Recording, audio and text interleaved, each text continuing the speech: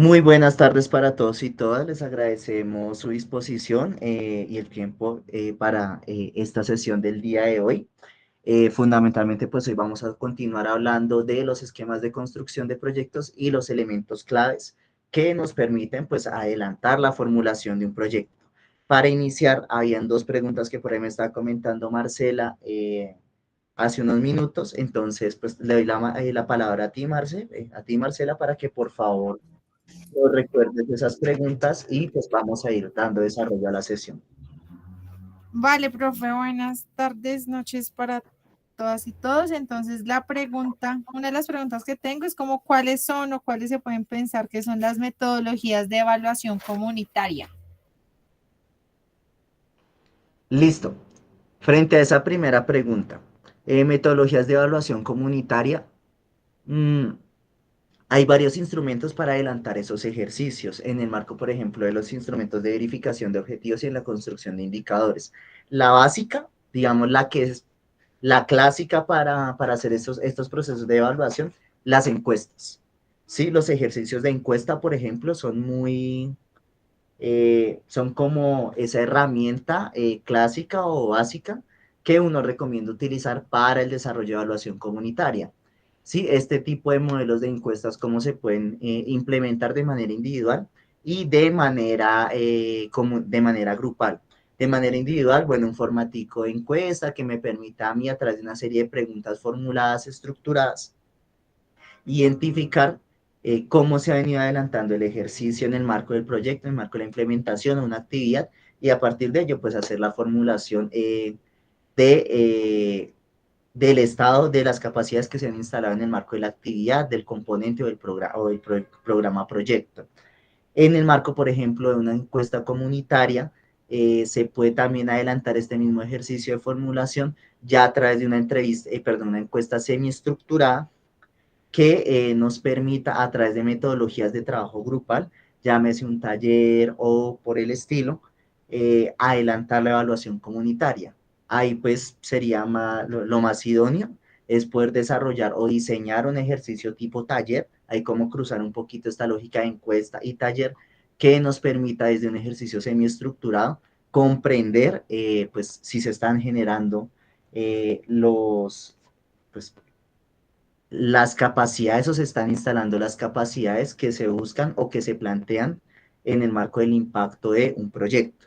Otro tipo de metodología, el tema de las entrevistas, ¿sí? El desarrollo de entrevistas focalizadas o la entrevista a grupos focales, que me permita a través de la segmentación de la población beneficiaria, eso ya lo vamos a ver, vamos a iniciar esta sesión con eso, de la segmentación de la población beneficiaria, identificar aquellos grupos o actores clave de la comunidad o de las comunidades o de la población con la que se viene trabajando o implementando el proyecto y adelantar con ellos a través de ejercicios de entrevista o de grupo focal la investigación, el requerimiento de cómo ha venido avanzando el impacto de un proyecto. Esas, por ejemplo, son las que más se usan. También se pueden utilizar metodologías de talleres de socialización o talleres de profundización. Talleres de profundización que son algunos espacios o actividades dentro del marco de los proyectos que están focalizadas únicamente a la evaluación.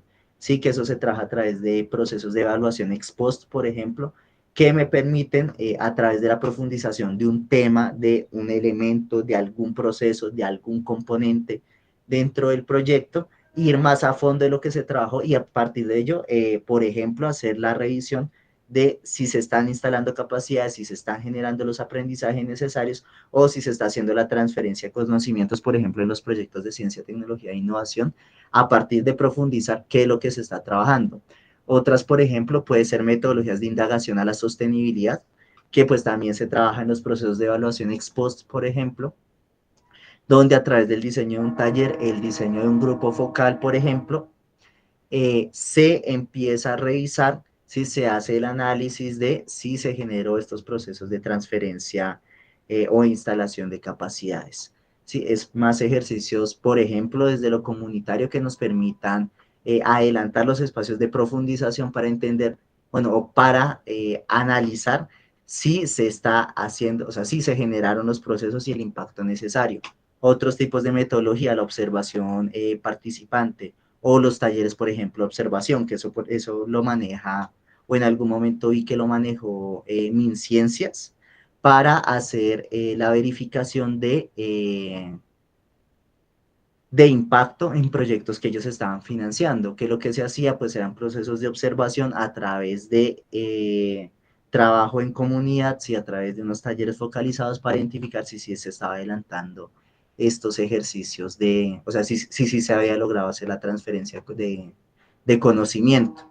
Y otra que también se puede desarrollar es hacer el análisis documental, volvemos y retomamos, por ejemplo, indicadores o índices claves dentro de los proyectos o retomados dentro de los proyectos, porque allí también podemos hacer ejercicios de evaluación o retomarlo como una posible herramienta de evaluación para identificar si se cumplieron con los objetivos, con los componentes de impacto, con lo planteado en una evaluación, perdón, en un proyecto. Listo, profe, súper, muchísimas gracias. Y la otra es que tú hablaste ayer de comunidades indígenas y hablabas de un plan de vida.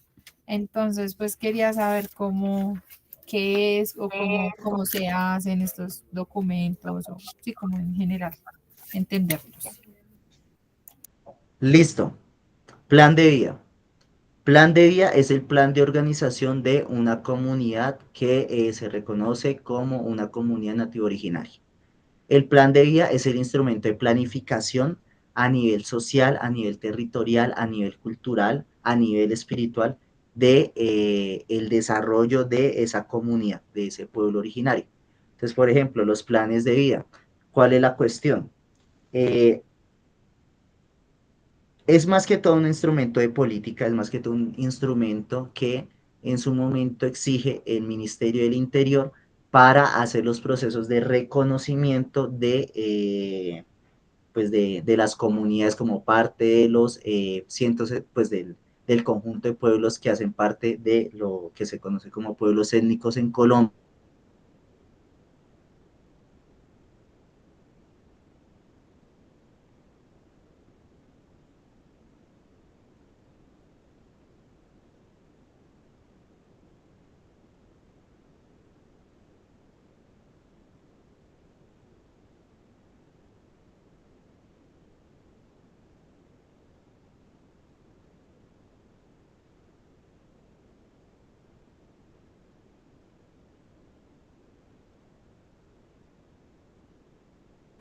Profe, no se te está escuchando nada. ¿Nos escuchas? Ya, perdón, disculpen, me sacó la llamada. Disculpen. Ya, hola, ¿ahí me escuchan? He vuelto. Sí, ya. Ya, disculpen, perdón, no sé, me sacó de la llamada, se me cerró el correo y me sacó. Retomando. Eh, sí, Te se escuchamos asimilan hasta los... cuando dijiste que era un instrumento de reconocimiento de pueblos étnicos. Hasta ahí. Ok, vale, gracias, retomando. Sí, se asimila como el plan de desarrollo que requieren las comunidades para facilitar los procesos de gestión de programas, de gestión de proyectos ante el Ministerio del Interior y hacia otras entidades públicas del Estado colombiano. Entonces, el plan de vida como instrumento nos permite hacer la planeación de los procesos de desarrollo propios de cada comunidad. Ahí es necesario retomar un elemento y es lo que hace el plan de vida es hacer un resumen escrito, es un documento técnico escrito donde se plantea qué es y cómo la comunidad plantea sus ejercicios de desarrollo. Estos planes de vida pues tienen una particularidad y es que a diferencia de los planes de desarrollo, si ustedes ven, todos los planes de desarrollo están contemplados por la vigencia del gobierno en ese preciso momento, que pues para el caso colombiano son 4 años. Plan de desarrollo, Plan Nacional de Desarrollo, 4 años, Plan Departamental de Desarrollo, 4 años, Plan de Desarrollo Municipal, 4 años, de acuerdo a la vigencia de cada ejercicio de gobierno. En el caso de los planes de vida es diferente, porque como no prima la misma relación de gobierno que tenemos dentro de la estructura electoral colombiana, sí, sí, no, es otra concepción totalmente distinta de gobierno propio, de acuerdo a cada cultura, de acuerdo a cada comunidad, de acuerdo a cada proceso sociocultural o a cada forma de conocimiento, forma de pensamiento que ha construido a nivel de cosmovisión cada comunidad.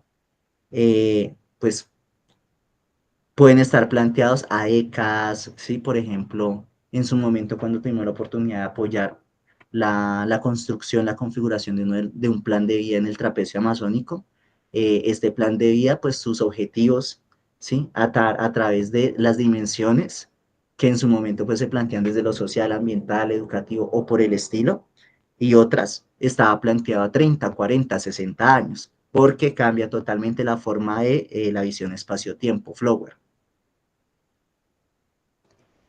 Para completarle allá a la compañera que está preguntando por el plan de vida, tú en el ejercicio anterior, en la clase anterior, estabas hablando del resguardo Ticoya, creo que se llama. Ticoya.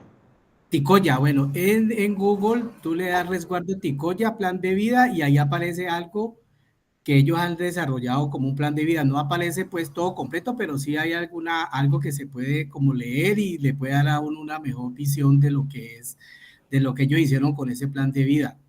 Le das resguardo Ticoya y le das plan de vida y ahí él te bota algo porque yo lo estuve leyendo no hace mucho. Entonces, para completar allí, pues, a lo de la compañera que era el plan de vida y a lo que tú estás diciendo, que eso también le puede ayudar a uno a tener una idea, pues, más clarita, ¿no? De qué fue lo que hicieron ellos de plan de vida. Gracias, Flower. Ah, bueno, digamos que también para complementar, si de pronto tú quieres o requieres, pues, consultar algún plan de vida, lo puedes consultar por dos formas o por dos líneas.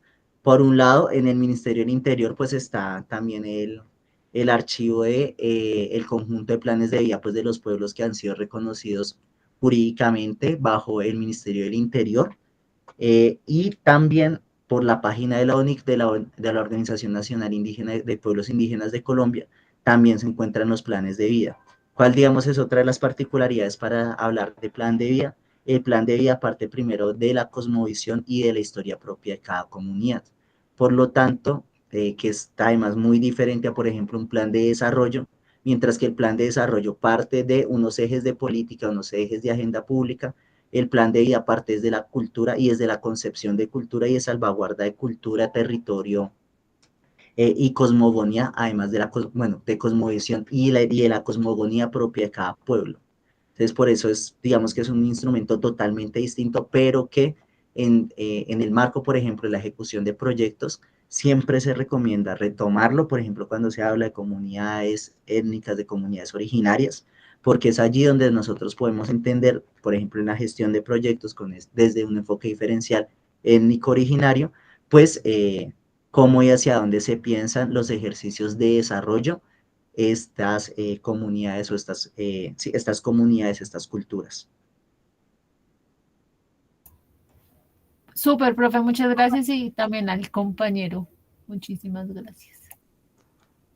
Listo, no, a ti por la pregunta. Listo. Vamos a continuar un poco, recordemos, estábamos mirando pues cómo construir un proyecto, cómo podemos hacer su proceso de escritura, ya desde como las diferentes partes que se necesitan, que se deben incluir para hacerlo parte pues de un documento, formular un documento técnico de formulación. Habíamos mirado la sesión pasada un poco el tema de los indicadores, metas, evaluaciones, bueno, o tipos de estudios. Ya pues hoy nos vamos a meter un poquito con algunos elementos que nos permiten como ya concretar un poco más este tipo de ejercicios de construcción de proyectos alrededor de lo que es la población beneficiaria, cronograma, presupuesto y por el estilo. Entonces, veíamos por un lado la población beneficiaria. ¿Qué elementos son necesarios tener en cuenta? Recordemos, antes de seguir, vamos a seguir utilizando un poquito el ejemplo que pues hemos venido trabajando desde hace 2 clases del proyecto que se formuló para Sistema General de Regalías en el sector ambiente. Y ahorita pues les voy a mostrar otras herramientas, otras propuestas que por ahí hemos tenido la oportunidad de apoyar, pues de asesorar, que nos podrían dar como algunos elementos para seguir mirando este tema. Retomando, cerrando ese paréntesis. Cuando hablamos de población beneficiaria, ¿qué es la población beneficiaria? Es esa población que directamente va a ser impactada por el proyecto y va a recibir los productos y los resultados del ejercicio de implementación.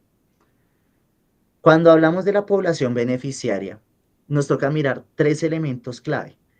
El primer elemento, definir los criterios de clasificación de la población participe del proyecto. ¿Por qué? Muchas veces cuando hacemos los ejercicios de formulación de proyectos, vemos la situación problema, vemos la alternativa, vemos que lo debemos ejecutar en un espacio determinado, puede ser en un espacio geográfico determinado, pero cuando ya tenemos que profundizar o andar en cuál es la población se nos puede agregar en múltiples categorías, porque recordemos que también desde el ejercicio de subjetividad de cada una de las personas que configuran su ejercicio en la sociedad, asimismo se nos va a presentar en el ejercicio de los proyectos. Esas múltiples subjetividades, esas múltiples escenarios, situacionalidades, condiciones que se nos pueden presentar en el marco de un proyecto, también se nos reflejan en la población beneficiaria.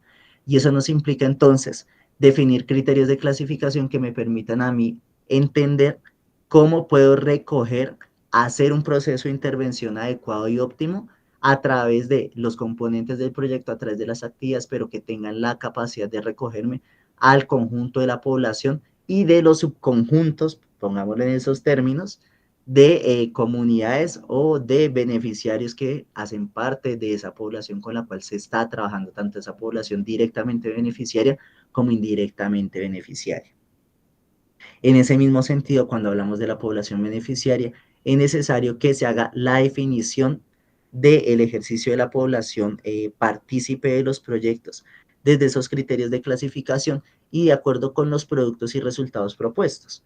En ese sentido, de acuerdo a lo que yo proyecte como producto, de acuerdo a lo que cada formulador, formuladora proyecte como resultados de ese proyecto, vamos a entender cuál es la población que debe participar en este ejercicio y cómo va a participar en estos procesos. Y ahí, por ejemplo, nos surge otra pregunta y es, bueno, ¿cómo determinamos el número de beneficiarios? Que eso además es una de las preguntas fundamentales cuando hacemos los ejercicios de planeación o de planificación de proyectos.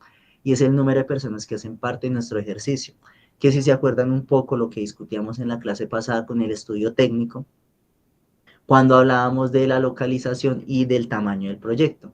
No es lo mismo que, por ejemplo, si tengo un proyecto de 10 millones tipo iniciativa ciudadana, pues sé que necesito una población que se ajuste también a los gastos que acarrea ese presupuesto dado.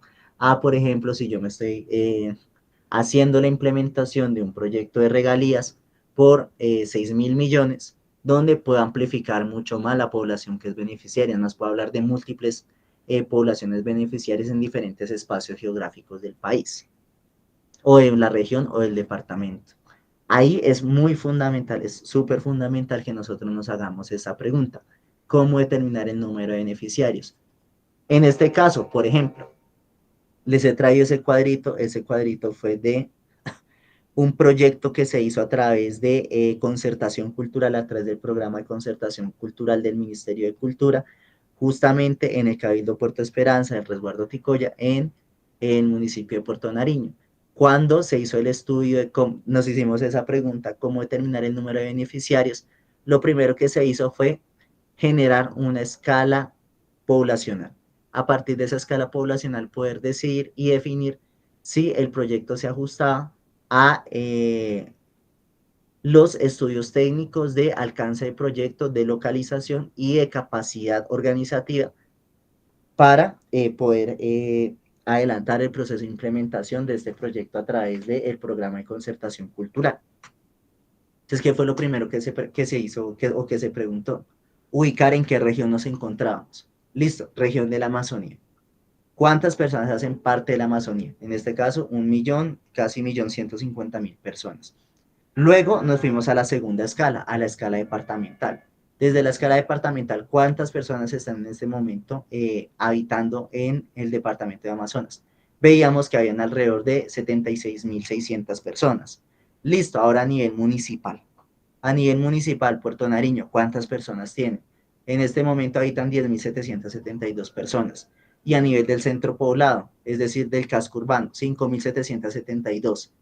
En el resguardo, ya para ir entrando un poco dentro del proyecto. Listo. Entonces, en el resguardo Tico ya habitan alrededor de 5.000 personas y las personas que van a ser directamente beneficiadas por este ejercicio del programa de concertación cultural van a ser dentro del Cabildo de Puerto Esperanza 598 personas.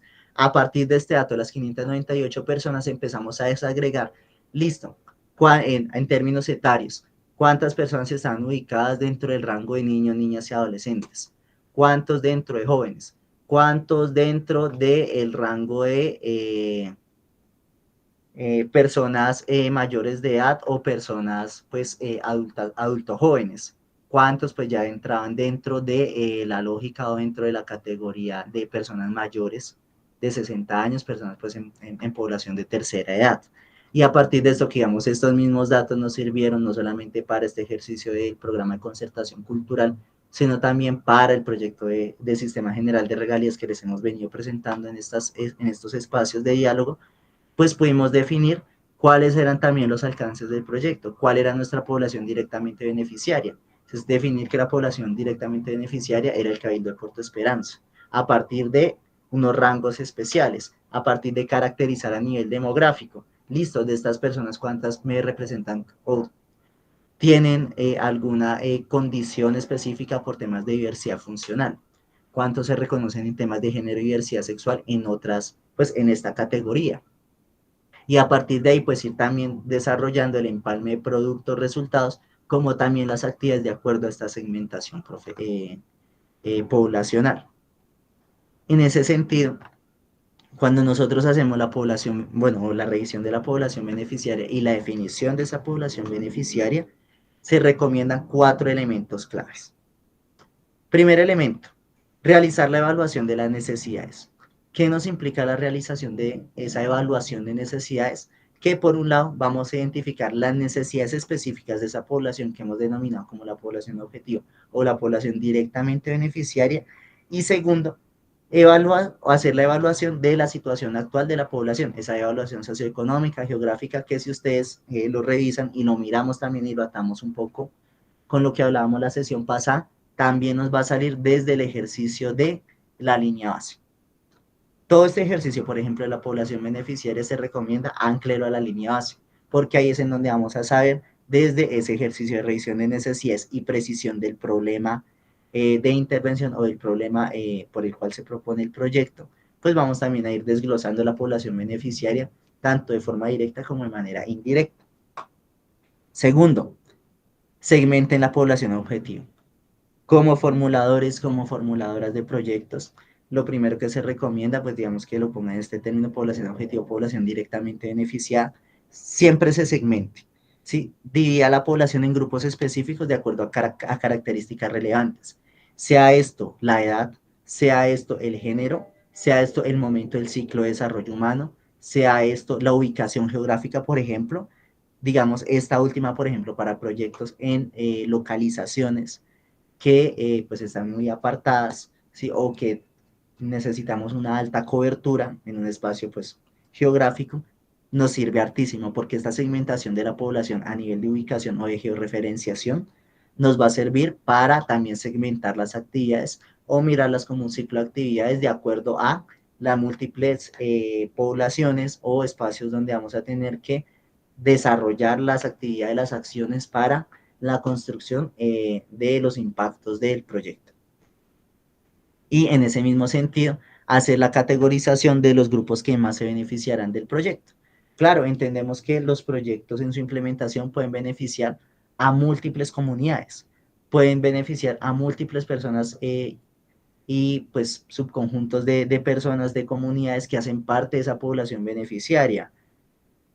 Pero cuando nosotros vamos haciendo esa escala de cómo se van a ir beneficiando, cuáles son los grupos que más se benefician, cuáles no tanto, vamos a ir desagregando y vamos a ir también generando los núcleos de en dónde se tiene que trabajar más, dónde se tienen que hacer las actividades de manera más fuerte, dónde se puede hacer un manejo más distinto. También, por ejemplo, donde yo puedo identificar en el análisis de riesgos desde la población beneficiaria, cuál es la población que me puede generar más retos para el desarrollo de las actividades, para el desarrollo de los productos o de los componentes de implementación de un proyecto.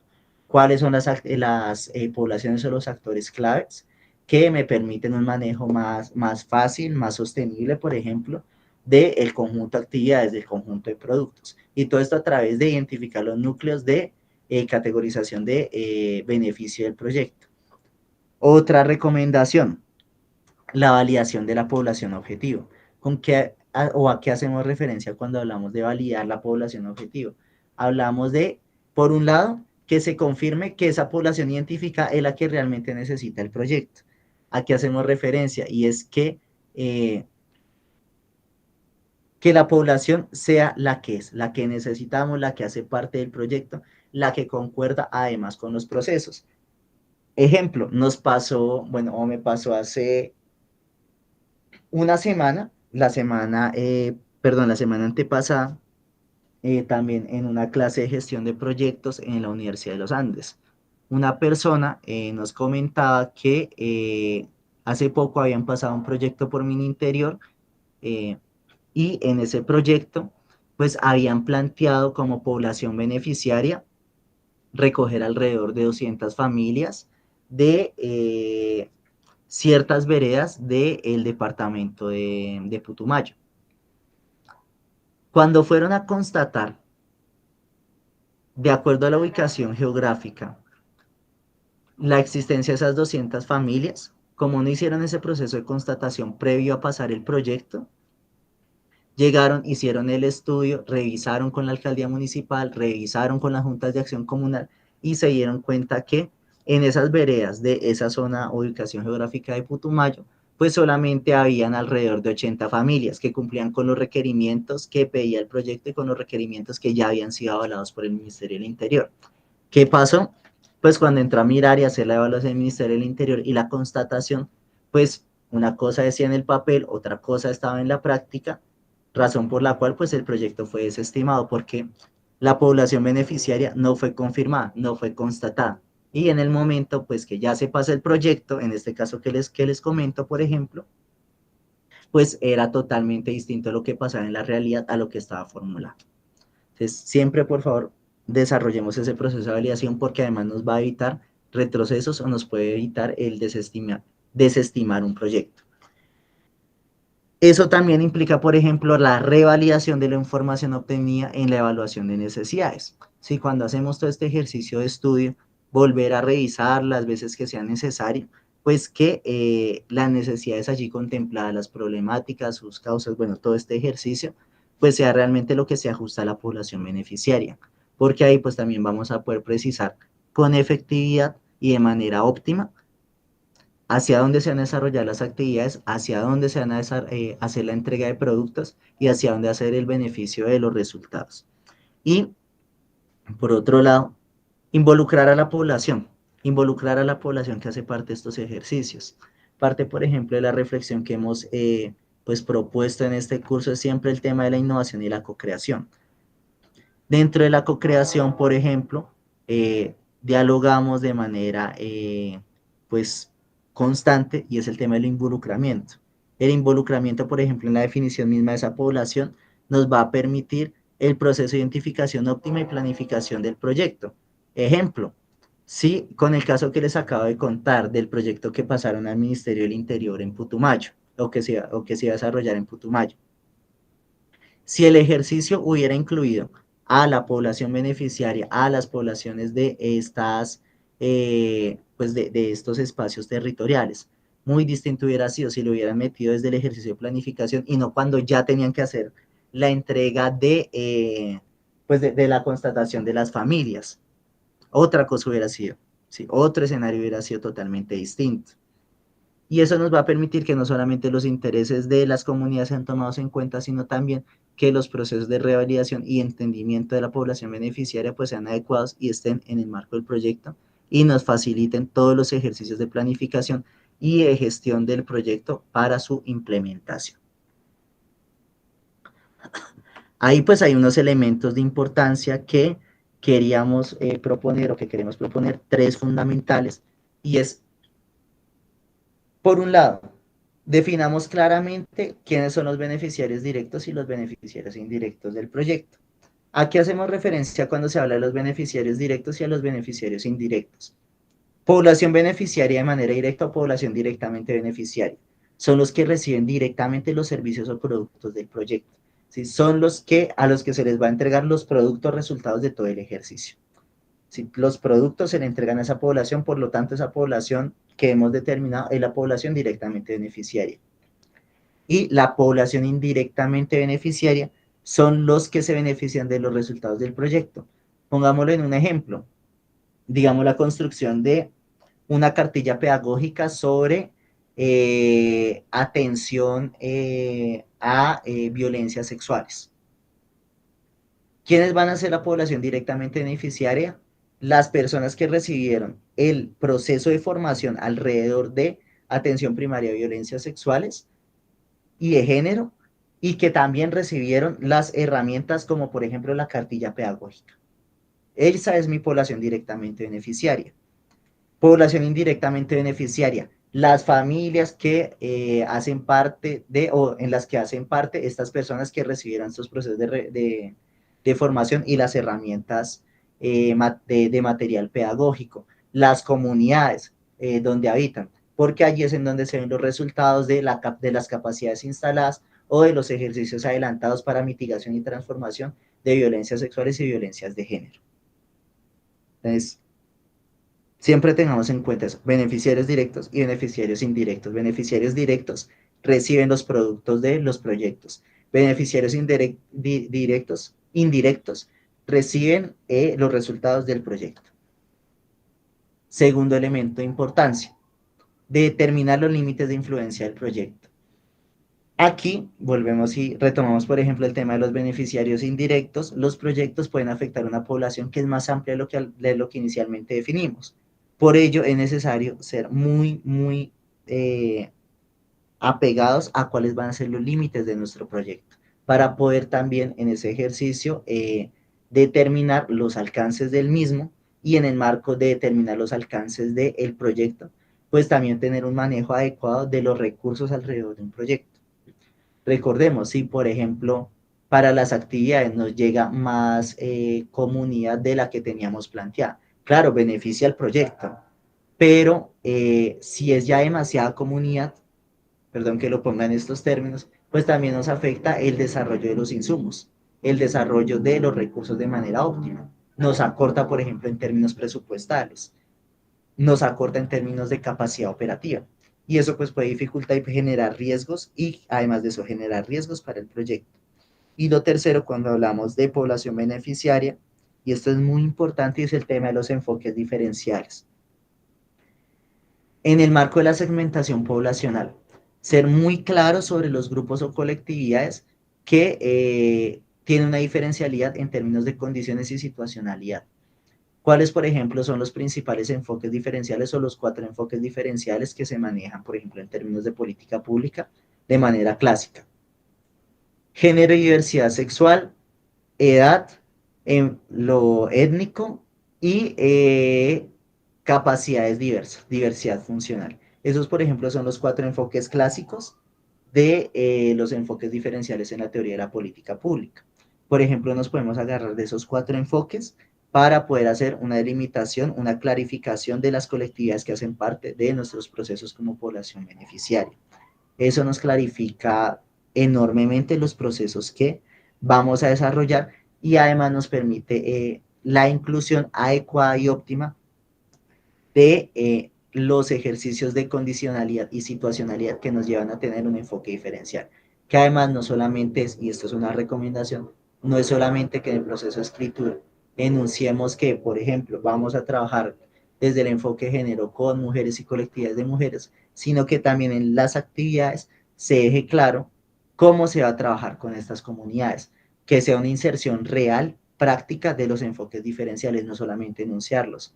Porque además, en el caso, por ejemplo, de proyectos sociales, y ha pasado muchísimo, se enuncia, vamos a trabajar el enfoque diferencial, vamos a trabajar el enfoque de género y diversidad sexual, vamos a trabajar el enfoque étnico, vamos a trabajar el enfoque de desarrollo humano, el enfoque de edad o el enfoque etario. Pero en la parte práctica las actividades no lo desarrollan, sino que se le pone ese apellido para, perdón que lo ponga en estos términos también, para rankear un poco más los proyectos. Pero pues es la recomendación también cuando hablamos de proyectos sociales y en el marco de la co-creación, y es hagamos un ejercicio práctico de los enfoques diferenciales, que su reconocimiento esté también en el marco del diseño de las actividades en el marco de los diseños de los productos, en el marco de los diseños de los resultados y en el marco de la transversalidad de los proyectos o del proyecto para hacer un ejercicio de participación vinculante y eficaz de las diferentes comunidades, de las diferentes poblaciones que hacen parte de nuestros proyectos. Eso, por ejemplo, ¿cómo lo podemos mirar? Por aquí hay dos ejemplos que me gustaría presentarles para entender el tema de la población beneficiaria. Por ejemplo, aquí con el ejemplo base que hemos tenido, que hemos manejado en este curso, el tema del proyecto de SGR, Sistema General de Regalías. Entonces, aquí, por ejemplo, desde los requerimientos que en su momento hizo el Ministerio de Ambiente, nos hablaba de dos lógicas, la población afectada y la población objetiva. La población afectada, de acuerdo a lo que planteaba el Ministerio de Ambiente, se podía tomar como esa población indirectamente beneficiada, ¿sí? Esa población a la cual le llegan los resultados.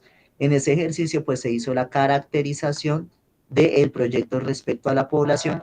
A partir de eso, pues digamos, se trabajó pues cuál era esa población afectada, esa población que recibía los beneficios, perdón, los resultados del proyecto, que aquí se entendió como toda la población que hace parte del resguardo indígena Ticoya, y se caracteriza el resguardo y los cabildos pertenecientes.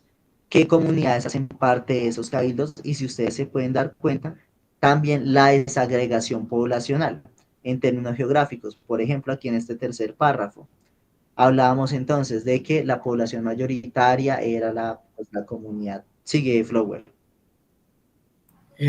Profe, lo que tú nos estás mostrando, ¿eso es un resumen ejecutivo o no?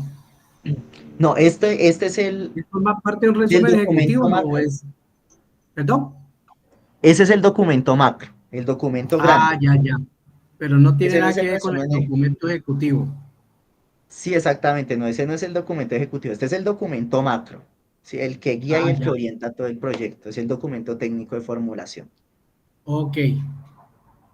Digamos, en ese caso, entonces se precisó, listo, entonces, de tal comunidad, por ejemplo, como lo plantea este documento, comunidad, pueblo originario Ticuna, 2.392 personas, pueblo originario, comunidad Cocama, 547 personas, pueblo, comunidad originaria Yaguas, 249 personas.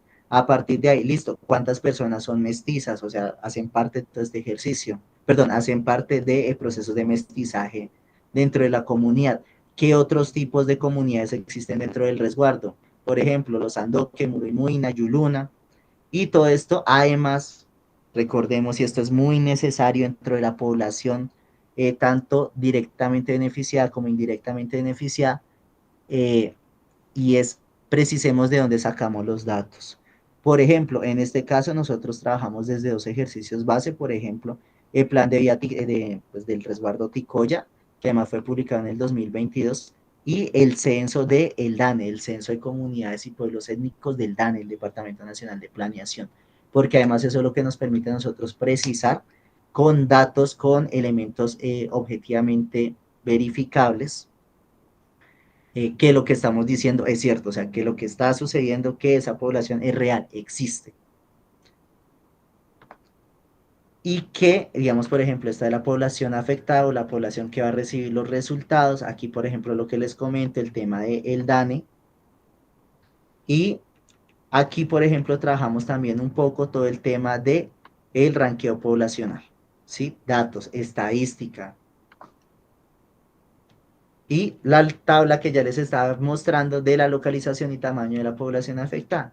Y respecto a la población objetivo, pues como nosotros estábamos tomando para este caso como población objetivo a el Cabildo de Puerto Esperanza, entonces se hizo toda la presentación de qué o quiénes eran o el Cabildo de Puerto Esperanza como forma de modelo organizativo y gobierno propio, donde se encontraban ubicados, además, digamos, como en este caso nosotros lo estábamos trabajando desde el sector ambiente.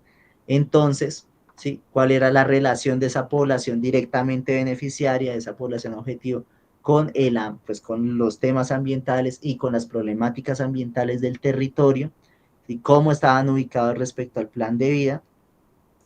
Y en este caso la desagregación a través de rangos etarios, para poder caracterizar, porque en este caso el proyecto que se está presentando, el proyecto que en este caso les estoy proyectando, se trabajaría de manera mayoritaria en los rangos etarios de 14 a 28 años y 29 a 54 años, porque eran dentro de la comunidad, pues la mayoría de la población que podía ser impactada, y a partir de ello, pues como por ejemplo estas comunidades o quienes hacen parte de esta población objetivo, esta población directamente beneficiada, pues se asocia a los productos del proyecto, digamos también por ejemplo aquí, a lo que busca el proyecto, que en este caso fue el tema del fortalecimiento, salvaguarda de los saberes propios, y cómo las comunidades, o en este caso la población directamente beneficiada, ha venido desarrollando acciones para el trabajo y el cumplimiento de las propuestas que se estaban planteando en el proyecto, que están planteadas en la propuesta de implementación. Otro caso, por ejemplo, este es un documento pues, que me permite a ustedes presentarles, es de un proyecto que en este momento se está formulando también para el trapecio amazónico, frente a una serie de actividades culturales, bueno, de actividades culturales no, la constitución de una serie de festivales de cine, en este caso de Festival de Cine Indígena, de Festival Originario, que pues se busca implementar en el trapecio amazónico. Y si ustedes se dan cuenta, aquí igualmente hablamos de la población afectada de manera muy resumida, pues cuál va a ser esa población afectada, ¿sí? Cuál es la población que recibe los resultados, y también la población objetivo.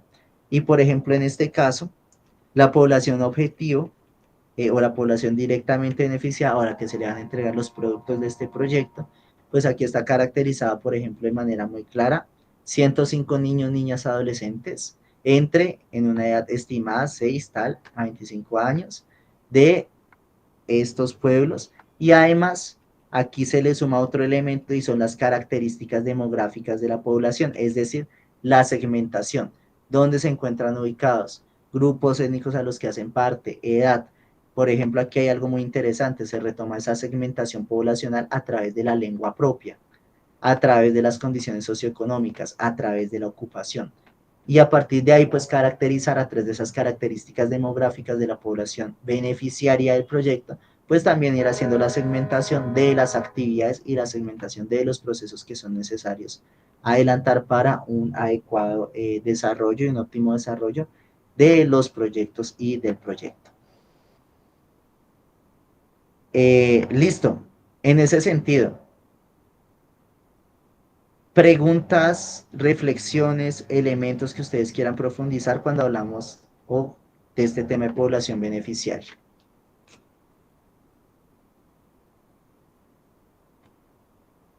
No sé si tengan alguna pregunta, algo que ustedes quieran mirar, o podemos continuar. Pues, profe, no sé si nos estamos adelantando, pero creo que esto es súper importante para la focalización, para ese proceso de focalización ya en la ejecución. Entonces creo que esto le da muchas luces y hay que dejarlo pues como muy claro esos criterios para precisamente luego la ejecución. Exactamente, Gina, y gracias por la intervención. Todo este ejercicio nos va a permitir, pues claro, lo vamos a entender como focalización, aunque personalmente ese término no me gusta mucho, porque pues viene de otras formas de la visión de la política pública, más desde otras lógicas del pensamiento, pues con las cuales pues discuto un poquito, pero pues en términos de cómo se está manejando actualmente la gestión de programas, la gestión de política y la gestión de proyectos, que es desde la nueva agenda pública, desde todas estas nuevas formas de agenda pública, pues que también responden al momento de desarrollo del sistema económico y socioeconómico pues, hegemónico en este preciso momento. Pues sí, respondemos es a eso: ¿cuál es la población sobre la cual se va a focalizar el ejercicio, las actividades y los productos que se van a entregar en el marco de un proyecto? Y muchas gracias, Gina, porque en efecto eso nos va a servir para la implementación. Sí, todo eso es lo que a nosotros nos va a permitir dar facilidades y tener facilidades para la implementación de un proyecto. Ahora, vamos a otro tema: el cronograma. Cuando hablamos de los cronogramas en los proyectos, los vamos a entender como esas herramientas que nos permiten establecer el alcance en tiempo. ¿Sí? Desglosan las tareas, organizan de manera adecuada todas las actividades que hacen parte del ejercicio del proyecto. Entonces, nos permite definir en términos temporales la duración del proyecto, la duración de las actividades y en qué momento se van a adelantar, en qué momento se van a implementar. ¿Qué nos permite el cronograma? El cronograma asigna recursos, define con claridad los tiempos de ejecución y comunica de manera realista y con alcance los procesos del proyecto. Entonces, el cronograma es lo que a mí me permite ejemplificar cómo se va a desarrollar el proyecto en términos temporales. ¿Cuál es la herramienta que más se recomienda manejar para el diseño de los cronogramas? Una herramienta que se llama el diagrama de Gantt. Ya lo vamos a revisar. Ahorita ya lo vamos a revisar en un momentico. ¿Qué recomendaciones se tienen cuando hablamos de la construcción del cronograma? Primera recomendación, desglosen el proyecto en tareas y subtareas. Nosotros entendemos que cuando se hace la construcción de un proyecto, recordemos lo que hablamos de cadena de valor, entonces tenemos el objetivo general, ¿sí? El impacto macro del proyecto, los objetivos específicos que se nos convierten en los componentes, esos componentes se nos desagregan en unas actividades. Esa serie de actividades nos van a dar la línea de tareas y subtareas dentro del proyecto.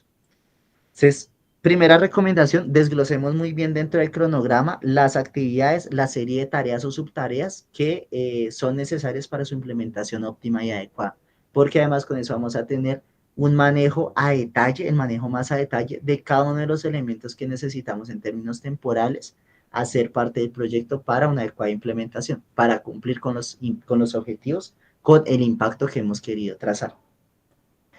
Segunda recomendación, siempre incluir en el cronograma las tareas tanto administrativas como metodológicas del proyecto. ¿Por qué esta recomendación? Porque muchas veces cuando adelantamos este ejercicio de implementación de proyectos, nos solemos centrar mucho en la parte metodológica. ¿Sí? Todas las actividades necesarias para cumplir con el proyecto, y es necesario. Pero también recordemos que los proyectos tienen tareas administrativas. Tareas como cuáles, tareas de coordinación del proyecto, tareas de contratación de los profesionales, tareas de reuniones de organización interna, tareas como reuniones de coordinación, reuniones de reorganización presupuestal, de reorganización de las actividades. Y cada una de esas actividades, cada una de esas tareas nos toma tiempo, ¿sí? Nos cobra algo de tiempo dentro del proyecto. Cuando nosotros lo hacemos parte del cronograma, eso también nos va a permitir entender o comprender cómo jugar temporalmente con las tareas administrativas, con las tareas financieras, con las tareas metodológicas. Y a partir de esa relación explicitada en el cronograma, pues vamos a tener el tiempo necesario, la temporalidad necesaria para cumplir con lo administrativo, para cumplir con lo financiero, para cumplir con los requerimientos metodológicos, para un adecuado desarrollo del proyecto. Tercer elemento que podemos mirar en el cronograma. Identifica los recursos necesarios para materializar el proyecto en cada actividad.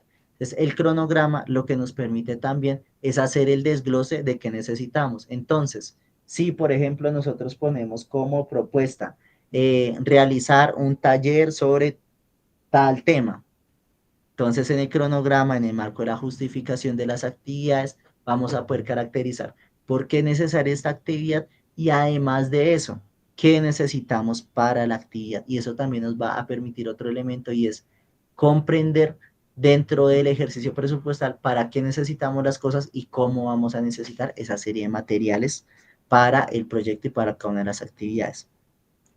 Otra recomendación general que parte del cronograma.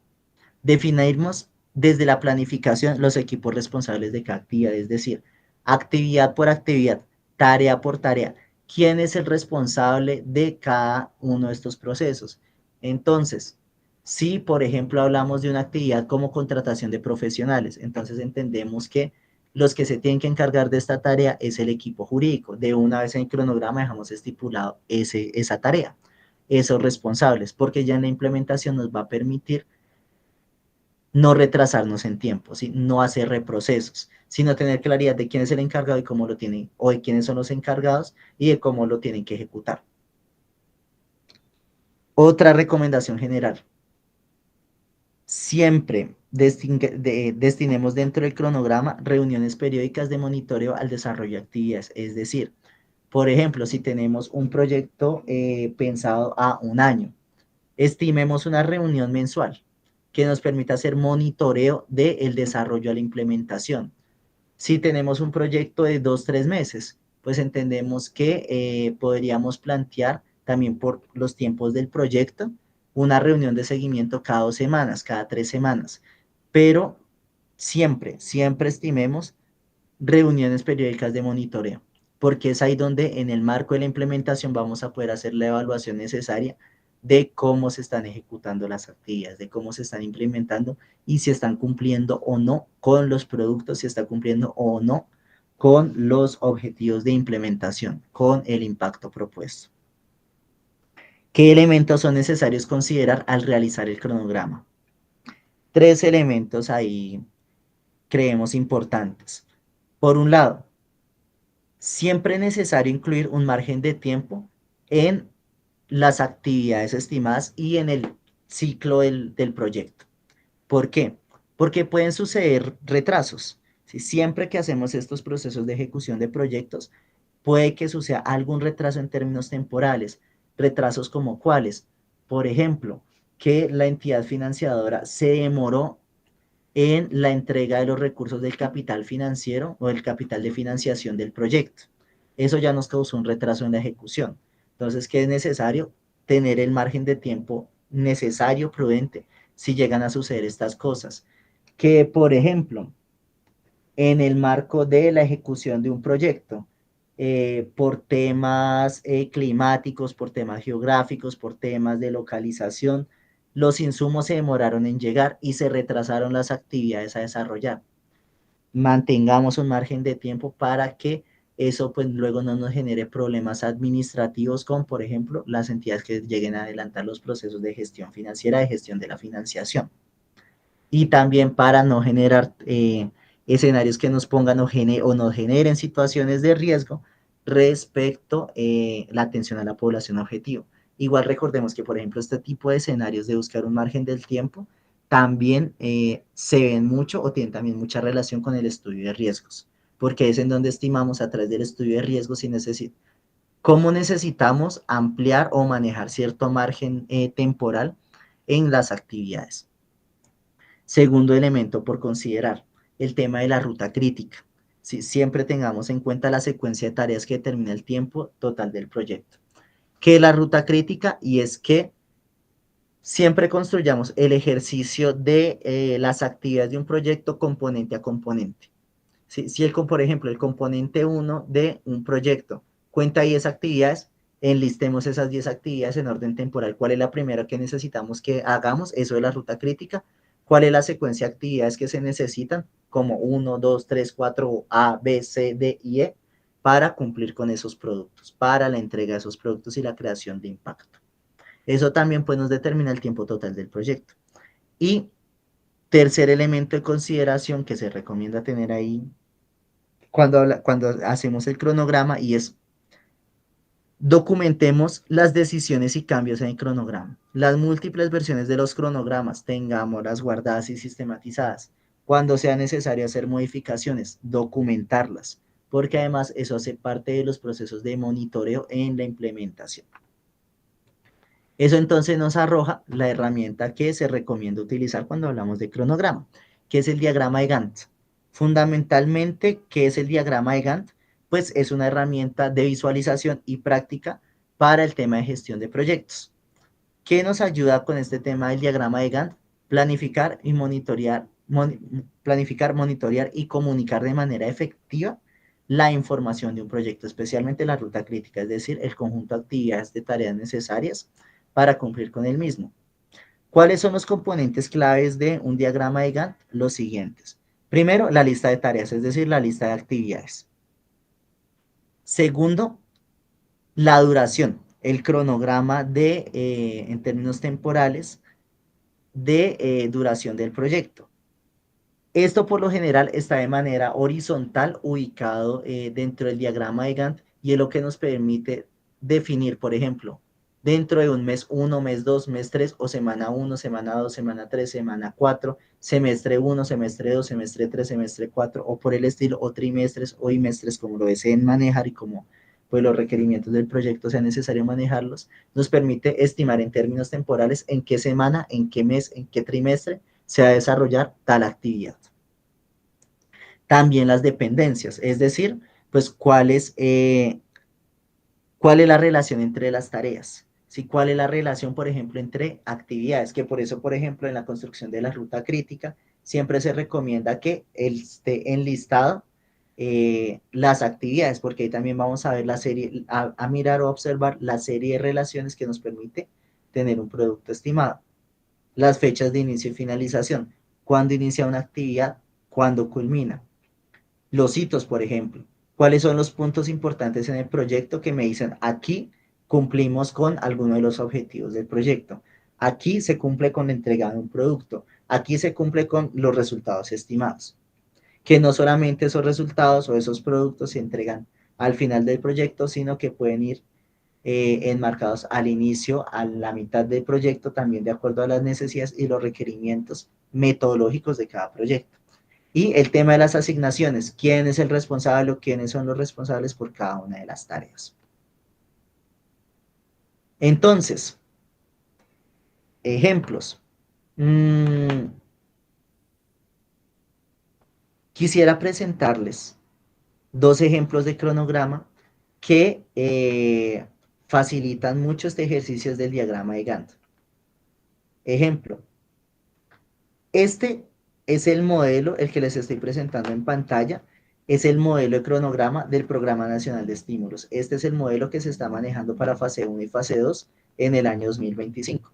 Si ustedes se dan cuenta, este modelo de cronograma, por ejemplo, tiene el título de la propuesta, así como es que se llama esta propuesta, quién es el participante o el nombre de los participantes o del colectivo y el tipo de participante.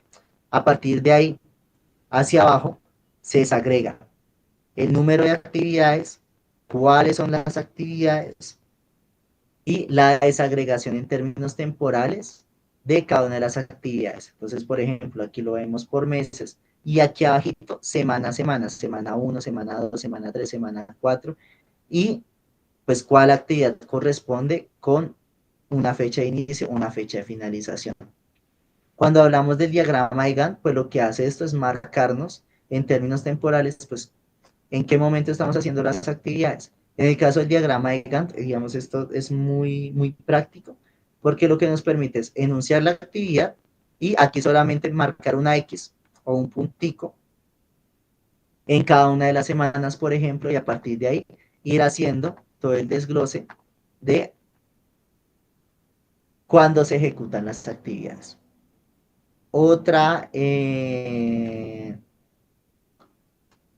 Otro ejemplo para mostrar. Esta, por ejemplo, que les estoy presentando en pantalla, un momento, es el modelo de gestión de proyectos o de presentación de proyectos del programa CoCrea del Ministerio de Cultura. Por ejemplo, este formato de cronograma, que digamos me parece que es uno de los formatos de cronograma más completos que yo he visto o que he conocido, nos presenta aquí el objetivo general. ¿Cuál es el objetivo general de nuestro proyecto? En esta segunda columna, los objetivos específicos de cada uno de, cada uno de los componentes del proyecto. Aquí, ¿cuáles son las metas y alcances por objetivo, por componente? Entonces, ¿cuál es la meta que me voy a trazar para este ejercicio? Aquí las actividades, no la desagrega. ¿Cuáles son las actividades? Desglóselas una a una. Y mes a mes, ¿cómo se hace ejecutar? Digamos, en este caso es un proyecto propuesto a 1 año, a 12 meses. Y además de esto, este cronograma, que además me parece muy interesante este modelo, de una vez me plantea cuál va a ser el entregable soporte. ¿sí? ¿Cuál es el entregable por cada una de estas actividades?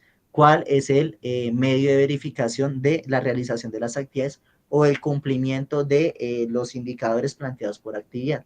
Y si ustedes pueden ver, digamos, en este caso nosotros lo trabajamos por colores, va desarrollando mes a mes cuál va a ser la actividad que se va a ejecutar. Pues, por ejemplo, objetivo 2, sus actividades, mes a mes, pues en qué mes se cumple, cuál va a ser el entregable soporte, el medio de verificación y así por el estilo. Y en este caso, ejemplo, este modelo me permite mirar, digamos aquí, por ejemplo, un momentico, lo voy a ir bajando, las actividades transversales. ¿Cuáles son las actividades transversales cuando hablamos de un cronograma? Aquellas actividades que sí o sí las tengo que desarrollar durante todo el proyecto, durante todos los meses o semanas que dure un proyecto, para que se cumpla con las actividades de ejecución, las actividades de implementación. Por ejemplo, en este caso, la actividad transversal es la coordinación del proyecto. ¿Por qué? Porque esa coordinación del proyecto como actividad me permite hacer todo el proceso de administración del proyecto e implementación metodológica adecuada. Y si ustedes lo pueden ver, aquí se seleccionan todas las casillas de todos los meses porque es una actividad transversal. Y tenemos también como entregables el tema, por ejemplo, los informes de avance, informes de construcción de obra, informes de gasto, utilización de recursos, informe final, como soportes o indicadores de verificación de estas actividades transversales. Lo que les recomiendo, por ejemplo, este modelo es muy completo. Es un modelo que, por ejemplo, recomiendo, por ejemplo, en términos de cronograma, tenerlo y manejarlo para la formulación de proyectos, que pues tiene en su primer columna el objetivo general, los objetivos específicos o los componentes del proyecto, la meta de cada uno de esos componentes, la desagregación de actividades, el cronograma mes a mes, cuando se ejecuta cada actividad y última columna, el entregable soporte o los medios de verificación.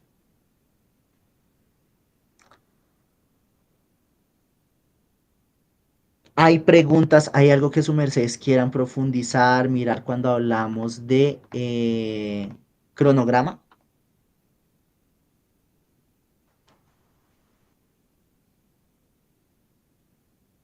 Algo que Profe, ustedes quieran perdón, como mirar. dentro del Sigue, material que Carla, por da, favor.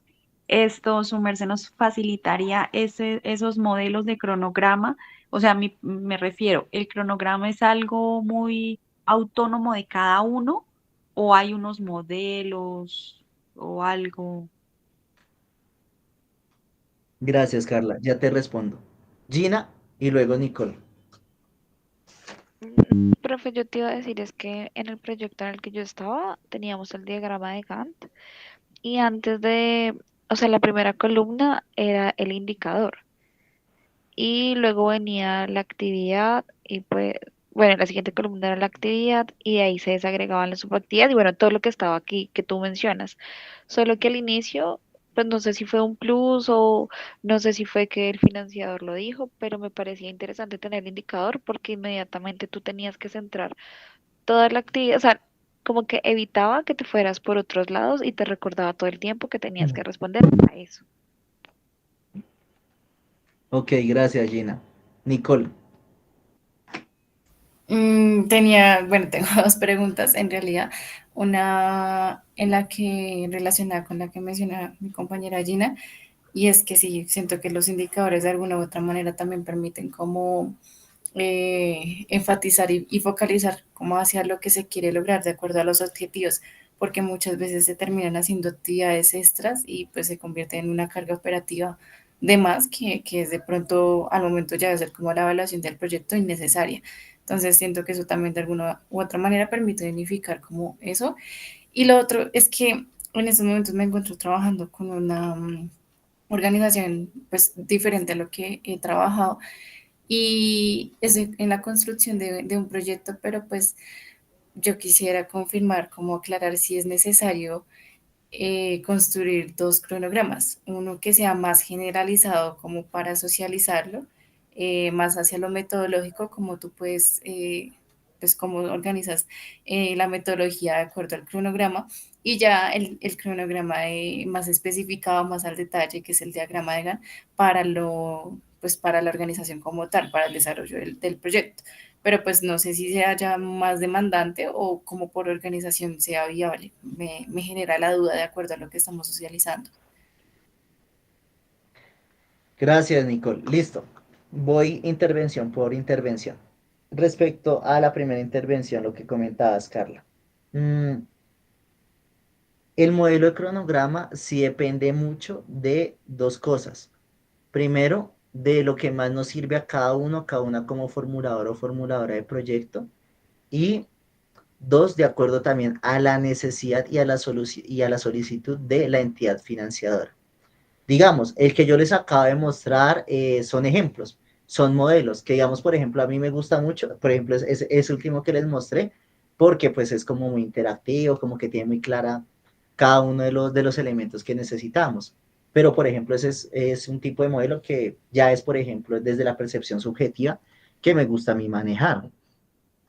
Eh, pero si ustedes se dan cuenta, por ejemplo, el primer modelo es un modelo que maneja el Ministerio de Cultura para el Programa Nacional de Estímulos, pero ese primer modelo no te contempla a ti entregables, indicadores, no contempla componentes ni los objetivos, contempla son las actividades y cómo va a funcionar mes a mes, semana a semana, también por los requerimientos y los términos de referencia propios del Programa Nacional de Estímulos y del Ministerio de Cultura respecto a ese programa.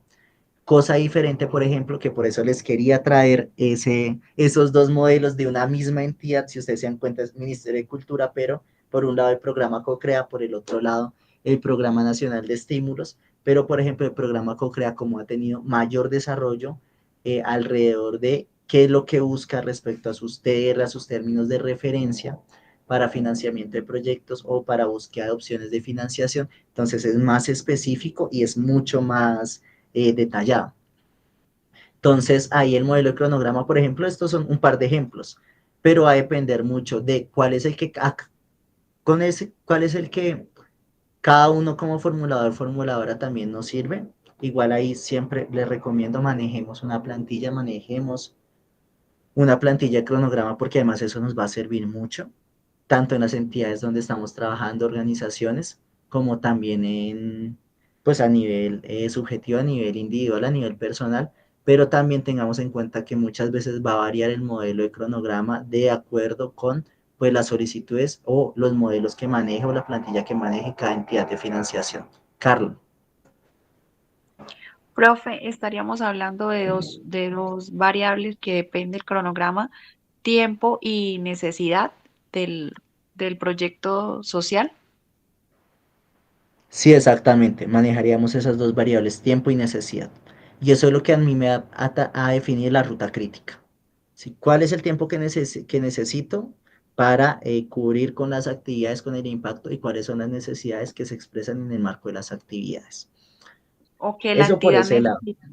¿Sí? Exactamente, también Por lo que la entidad ejemplo, una necesita. vez me pasó, sí, por ejemplo, una vez me pasó con la vivienda en el sector local acá del municipio donde yo vivo. Entonces, bueno, queremos impactar cierta población vulnerable de ciertos barrios de San Gil, pero solamente tenemos esto y solo en este tiempo. Eran 3 meses. En realidad, pues siempre uno se ve limitado. Entonces, por eso como veo que el cronograma sí o sí se debe cumplir porque eso me va a ayudar a evaluar el proyecto social, pues sí es importante uno tampoco como irse a la ligera o aceptar algo que de pronto no esté en la capacidad de cumplir. Por eso Sí, pregunto. muy de acuerdo con lo que tú acabas de comentar, Carla, y gracias por esa anotación. Porque ahí está, por ejemplo, la capacidad organizativa, la capacidad de la organización que presenta, postula o que es beneficiaria de un proyecto.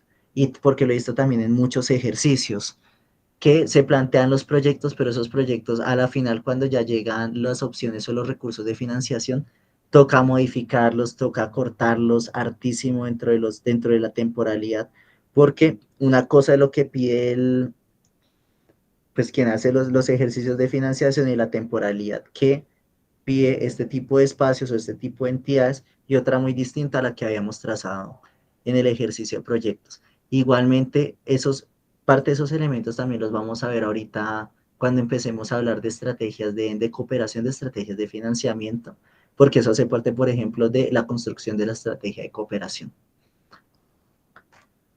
Otro elemento, lo que ahorita su merced estaban comentando de poner al inicio los indicadores en el diagrama de Gantt. Claro, si a ustedes les sirve dentro de su organización, dentro de su ejercicio de formulador, formuladora de proyectos, háganle. Lo que les comento, ¿sí? Esto son solamente unos ejemplos que he traído desde un ministerio, como lo es el Ministerio de Cultura.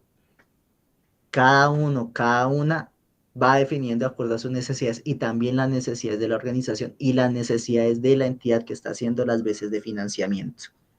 Entonces, por ejemplo, muy interesante, claro, podemos nosotros poner los indicadores al inicio y que el indicador sea la línea rectora, el cronograma, la línea rectora de las actividades y puede funcionar mucho.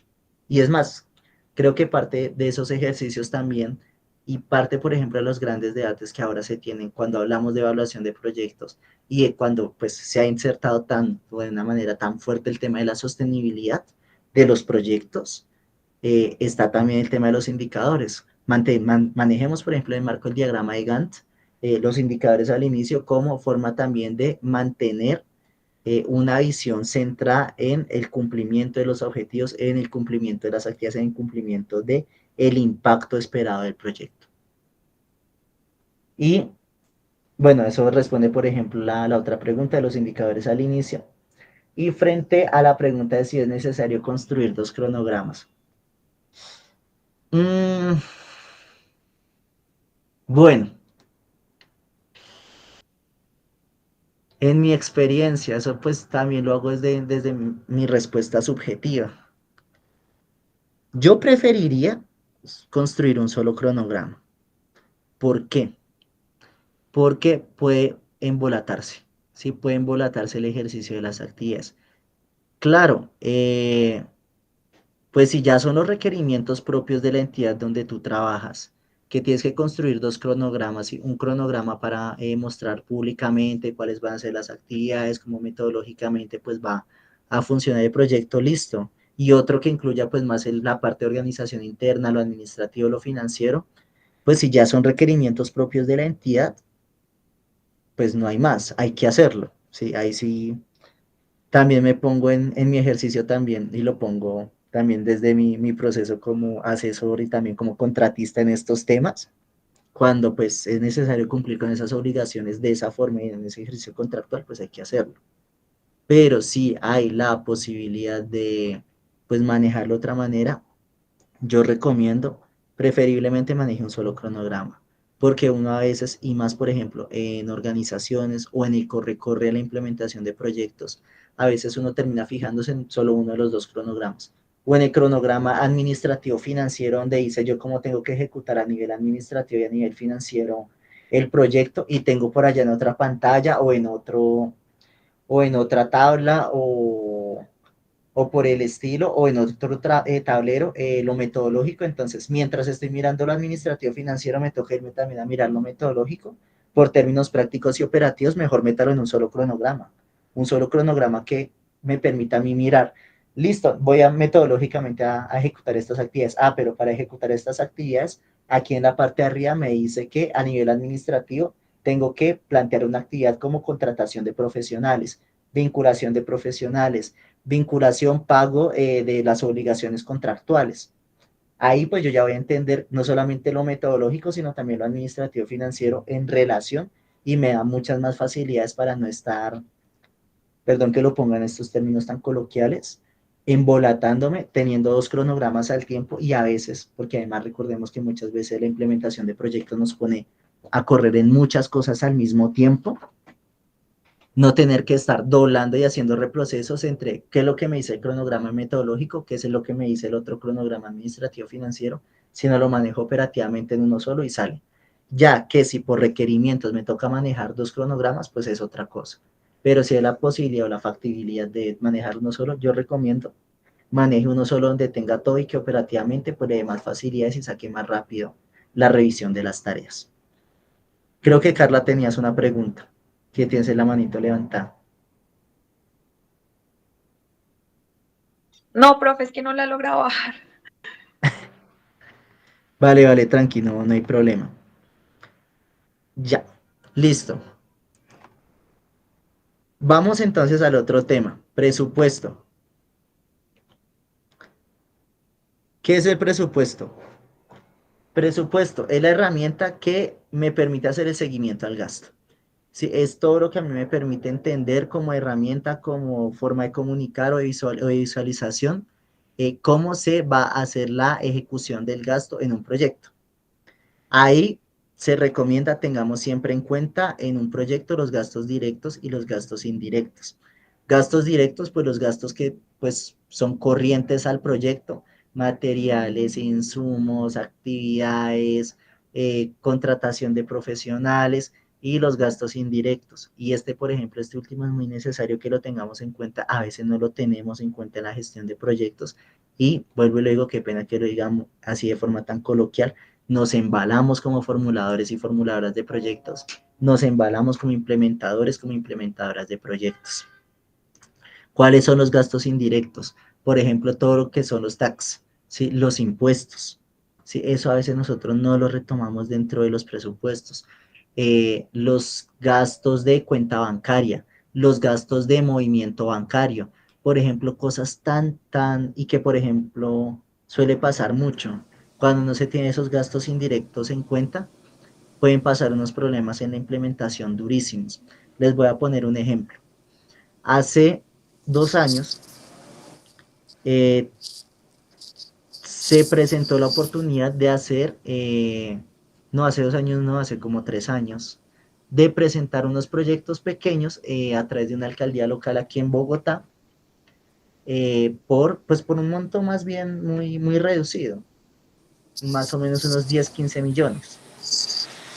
El operador de la alcaldía local, que era el que tenía que hacer la asignación de presupuesto a cada entidad, perdón, a cada organización beneficiaria de esos proyectos, hizo todo su ejercicio presupuestal, lo presentó a la alcaldía local, fue aprobado por la Junta de Acción Local, fue aprobado por la alcaldesa en su momento, fue aprobado por el Fondo de Desarrollo Local, lo presentaron con los gastos directos y no hubo problema, pero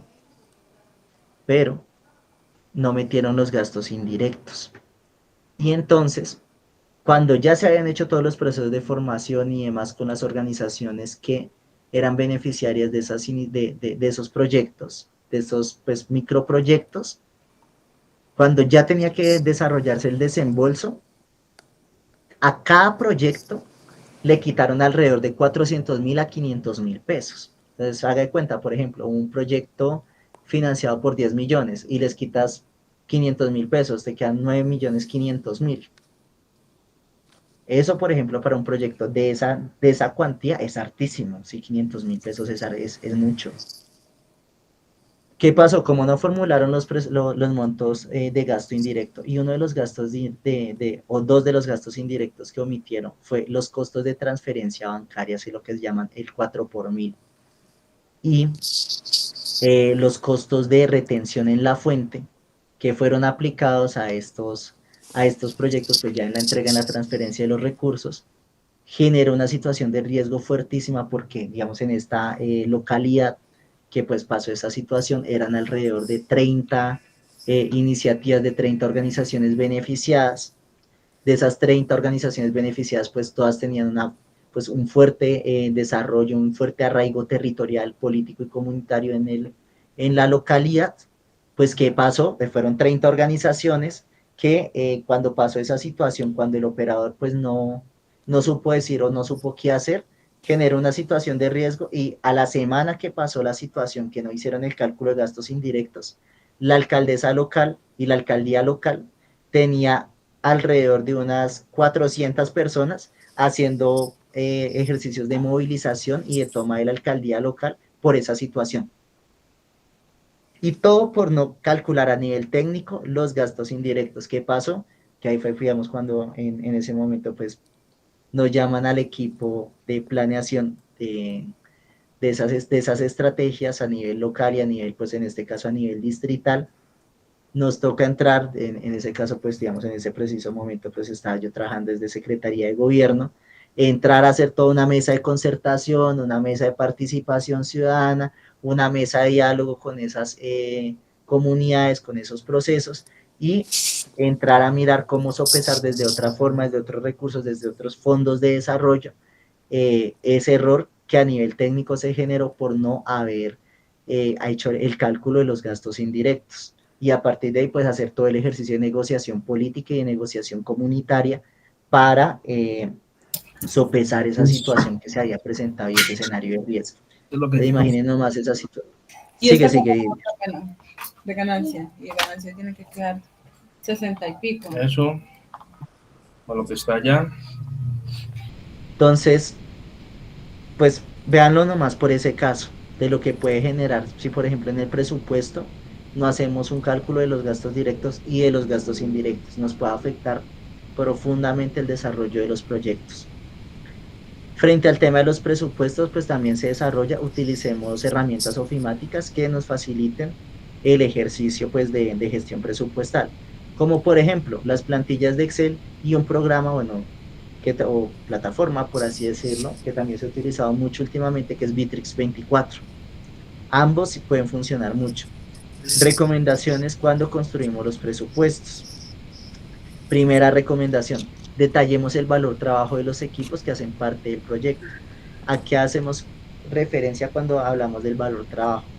Que haya un detalle claro de cuánto va a ser la asignación presupuestal para cada uno de los profesionales, gestores, apoyos técnicos que hacen parte del proyecto. A veces pues no lo hacemos de la mejor manera, y pues cuando ya estamos en la implementación, pues tenemos equipos profesionales, pues perdón que lo ponga así porque además lo he visto en muchos proyectos, muy mal remunerados y con un sinnúmero de tareas que adelantar, que pues en la relación capital-trabajo pues uno puede entrar a decir, hey, se justifica todo este ejercicio adelantado en el marco de un proyecto, y pues que muchas veces deviene de no haber hecho bien los cálculos del valor trabajo desde el marco del presupuesto, de la construcción y planeación del presupuesto. Segunda recomendación, el tema de las cargas impositivas que pueden afectar al proyecto por gastos indirectos, lo que les comentaba ahorita con el caso de el caso de la alcaldía local y el operador y la situación que se presentó con estos microproyectos. Siempre tengamos en cuenta el tema de las cargas impositivas, las cargas tributarias. Didier.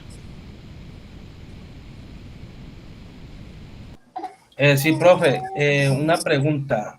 En el caso del presupuesto, en esto que estamos viendo, la formulación, ¿qué porcentaje, digamos, uno como consultor o como formulador podría destinar para esa labor de formulador? Muy buena pregunta, Didier. Excelente pregunta, porque ahí ya entramos a la parte contractual de, bueno, y como dicen por ahí, cómo voy yo ahí como formulador o formuladora. Es algo que hay que primero mirarlo, o sea, ese tema primero hay que acordarlo, también lo pongo pues también en marco de la experiencia, por dos lados. Primero, acuérdenlo con la entidad que está contratando sus servicios para hacer estos ejercicios de formulación. Estamos, por ejemplo, cuando hablamos muy desde lo comunitario, ¿sí? Y más, por ejemplo, en marco de los proyectos sociales, cuando son, por ejemplo, ONGs, organizaciones sociales, organizaciones comunitarias. Muchas veces este ejercicio de formulación o el proceso de formulación se adelanta es muy desde primero poner el ejercicio del trabajo y de acuerdo a ganar o tener la financiación del proyecto, pues ahí se va trabajando ese tema. Yo les recomiendo lo siguiente: primero con la entidad hagan los acuerdos necesarios respecto a la formulación del proyecto. Entonces, estipulen las costas de valor por los servicios profesionales. Sigamos, es una organización que tiene la capacidad presupuestal, la capacidad para hacer el pago de profesional, que los contraten como formuladores de proyectos, ¿sí? como los que están encargados de hacer todo el ejercicio de formulación, presentación de proyectos y gestión de financiamiento, sea a través de una orden de prestación de servicios, un contrato de prestación de servicios o por el estilo, o un contrato hora-labor. Ya en otros casos, por ejemplo, respecto a cuánto cobrar en ese tipo de ejercicios, se recomienda, o algo que yo recomiendo, cobren sobre el 1 o el 2% del valor total de la financiación. ¿Sí? Entonces, por ejemplo, si yo estoy formulando un proyecto de 200 millones, entonces que el pago sobre ese ejercicio, sobre el ejercicio de formulación, esté alrededor del 1 o el 2% del valor total del proyecto, que en ese caso, por ejemplo, serían 2 millones. 2 millones, 3 millones, eso también depende mucho de los acuerdos que tengan con la entidad, con la organización, sí, con el proceso que está adelantando o que está haciendo estos procesos de presentación. También hay que tener en cuenta algo ahí con esa pregunta que tú haces, Lidia, y es si la convocatoria o la entidad que va a adelantar la financiación del proyecto permite ese tipo de cobros. Sí, porque por ejemplo en SGR, en el Sistema General de Regalías por Infraestructura, se permiten los cobros de formulación, sí, el cobro y el pago del proceso de formulación. Pero, por ejemplo, en el mismo Sistema General de Regalías, en la transferencia, por ejemplo, por ciencia, tecnología e innovación, los TR no permiten que haya pago de formuladores. Flower. No, profe, me llama la atención. Si es un proyecto de 200 millones de pesos y uno tiene un 2%, eso no es muy poco para un formulador, porque pues me imagino que uno formulando el proyecto debe gastarse un X tiempo y pues no sé si fue que te quedó mal o en realidad, porque me parece que el 1 o el 2% me parece, pues no sé, me parece bajito, no sé qué dices tú. Pues, Flower, compañeros, compañeras. Sí, en efecto está muy económico. Pero lo que les digo, si es que eso ya depende del acuerdo, primero, del valor trabajo pues que cada uno a nivel profesional desarrolle, y dos, también de los acuerdos que tengan con la entidad, con la organización o con el proceso.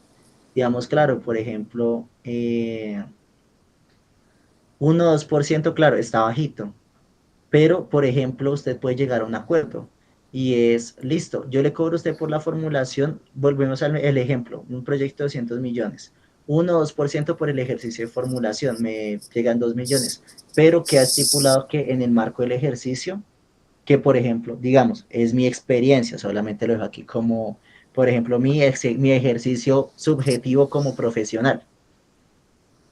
Se llegan a acuerdos, claro, sobre la formulación, págueme el 1 o 2%, pero cuando el proyecto salga, el coordinador del proyecto durante los 12 meses voy a ser yo, con una asignación salarial, no sé, por ejemplo, de 5 o 6 millones. Ahí cambia, por ejemplo, la lógica, porque el valor del ejercicio pues es totalmente distinto. Por ejemplo, mi ejercicio, digo ya a nivel personal y profesional, digamos a mí a nivel personal o profesional no me intenta, no, o no es tanto mi interés de cobrar sobre los procesos de formulación, sino más bien hacer parte de los ejercicios de implementación y estar vinculado a nivel profesional dentro de los procesos de implementación. Entonces uno va, pasa el proyecto, queda el proyecto y a partir de eso, pues, digamos, entra dentro de la planilla del equipo de implementación y a partir de ahí, pues, se hace, por ejemplo, el pago de los ejercicios de formulación. Entonces, Cami, ¿cómo le fue? Bien, negro, acá. ¿Qué van a hacer? Acá saliendo de quiz. Flower. No, profe, no, listo, ya entendí más, pero tú hablas de que puedes meter la persona como coordinador del proyecto, pero tú acabaste de decir ahora que por un TDR creo que no iban esas asignaciones, allí sí no encajo eso con lo que tú acabas de decir. Clarifico, es que es diferente, ¿sí? Volvemos al tema, a la pregunta que ustedes acaban de hacer, costos de formulación y pago del equipo de formulación o el formulador o la formuladora. Hay términos de referencia donde a mí me permiten hacer el pago por haber formulado el proyecto, ¿sí? Entonces, donde me dice, listo, le presente el proyecto, dentro del presupuesto del proyecto, usted puede meter costos de formulación. Entonces, es decir, costo de la formulación de este proyecto, no sé, 20 millones. Por ejemplo, con ese caso que hablamos de 200 millones y cobrar el 10% por la formulación. 20 millones me valió la formulación. Entonces, esa entidad permite que se haga el pago por la formulación. Pero hay otros términos de referencia, hay otras entidades donde eso no vale, ¿sí? Donde eso no va, sino que se entiende que la formulación es un ejercicio que hace la organización y ya posteriormente a la implementación, pues hará los pagos o los acuerdos o las alianzas necesarias para hacer el pago al equipo de formulación. Sea, por ejemplo, como en este caso les comento, está, por ejemplo, esta propuesta de no me pague la formulación, pero me mete en el equipo de implementación como coordinador, como coordinadora, como responsable administrativo, como responsable financiero, con una buena asignación salarial, y a partir de ahí pues se va pagando el tema de los costos de formulación. ¿Cuál es la cuestión? Eso siempre es mejor primero negociarlo, y por experiencia se los digo, negocienlo primero con la entidad. ¿Qué les recomiendo? Saquen una orden de prestación de servicios, un contrato de prestación de servicios donde quede claramente estipulado que ustedes pues van a hacer un ejercicio de formulación de proyectos y que pues a nivel contractual o de objeto contractual pues son los formuladores de los proyectos. Su tarea es formular, buscar las rutas o los objetivos o los espacios de financiación y las tareas que sean necesarias pues para que llegue la financiación o los procesos necesarios para que se pueda implementar el proyecto. Porque pues a veces, muchas veces, al no tener estos acuerdos claros, se termina siendo ad honorem este tipo de ejercicios, y pues ahí pueden presentarse ciertas situaciones, a menos de que el acuerdo tácito que se haya generado con esa organización, con ese proceso, que por ejemplo pasa muchas veces con organizaciones comunitarias, es que el ejercicio de formulación se hace ad honorem, pero pues ya en la implementación pues es otra cosa. Entonces, eso siempre tenganlo en cuenta, y también por temas por ejemplo, de clarificar de quiénes son los proyectos y de quién es el dueño o los dueños del proyecto, todo el tema de derechos de autor. ¿Sí? Mejor trabajenlo a través de un CPC, un contrato de prestación de servicios. Si la organización que los contrata, la entidad que los contrata, va a ser la dueña del proyecto, pues que eso queda a través de un contrato, bueno, de las diferentes formas contractuales que existen en Colombia a nivel pues, de derecho laboral y de derecho civil. Sí, pero que eso quede muy claro, porque pues ahí ya se pueden presentar pues situaciones donde pues entran en medio a jugar el tema de los derechos de autor y los derechos sobre las obras producidas, porque se entiende también que esto, hacer un documento escrito, los proyectos también es una obra escrita, también es susceptible de derechos de autor. Y sí, como dice Gina en el chat, sí está muy económico, pero lo que les digo, por ejemplo, en ese caso, que fue un caso que nos sucedió, digamos, el proyecto era 200 millones, se cobró pues una formulación pues más bien muy barata, más bien como un reconocimiento, por así decirlo, un reconocimiento a la labor, pero pues en la implementación pues ya fue distinto. Entonces, digamos, en ese caso, digamos, yo ya entré como rol de administrador. Tranquilo, Flower, no hay problema, que te vaya bien, tranquilo. Pues digamos, en ese caso yo ya entré como el coordinador administrativo, y pues con una asignación laboral durante casi 3, 4 meses, pues que ya es otra cosa totalmente distinta, pero vuelvo y retomo, de acuerdo a los acuerdos que hagan con las entidades. Volviendo un poco. Tercera recomendación, destinemos un margen de capital para caja menor o imprevistos. Esto sí se lo recomiendo mucho. Siempre, siempre que construyamos el presupuesto, intentemos dejar un margen de recurso para, exactamente, para un imprevisto, para los imprevistos que se lleguen a presentar. Lo que dice Gina en el chat sobre sobre el presupuesto, mi primera vez no tuve en cuenta el IVA, el tema de los gastos indirectos. Sí, el IVA va ahí en los gastos indirectos. Cuando no los tenemos en cuenta, sucede y pueden pasar pues muchas cosas que nos pongan en riesgo la financiación misma. Carlos.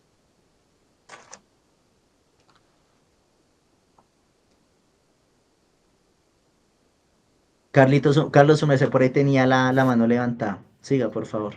Ya, ¿me están escuchando?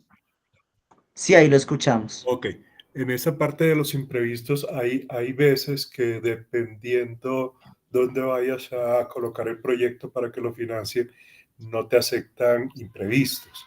Entonces, ¿qué haces con eso? ¿Inflas algún valor o de actividad o algo para dejar esos colchones dentro de las actividades? Gracias, Carlos. Sí, de acuerdo, digamos en el caso que hay entidades o términos de referencia convocatorias que no permiten el tema de imprevistos o caja menor, sí, digamos, súbanle un poquito el presupuesto a alguna actividad o algunas actividades, cosa de que cuando ya llegue el recurso, cuando ya llegue la financiación, pues puedan tomar como ese recurso excedente de esas actividades, tenerlo guardado, tenerlo ahí, mejor dicho, en un espacio, en un lugar, ¿sí?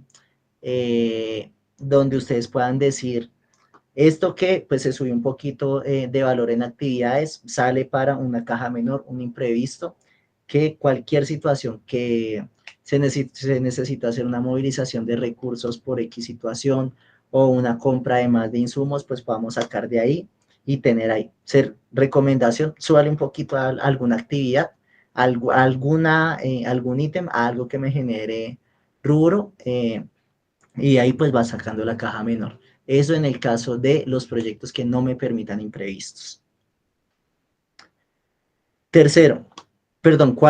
Cuarta recomendación, basen el presupuesto en valores mercado proyectados a futuro, es decir, que los valores de los insumos, los valores de los gastos directos de un proyecto estén primero dentro de lo que el mercado tiene contemplado como el valor de algún insumo, de algún producto, de alguna actividad, ¿sí? De algún costo, y que también pueda mirar a futuro que ese valor se mantenga y que ese valor sea el que a mí me va pues a regular el cobro de pues el pago por este tipo de situaciones. ¿Cuándo se nos puede presentar estas situaciones?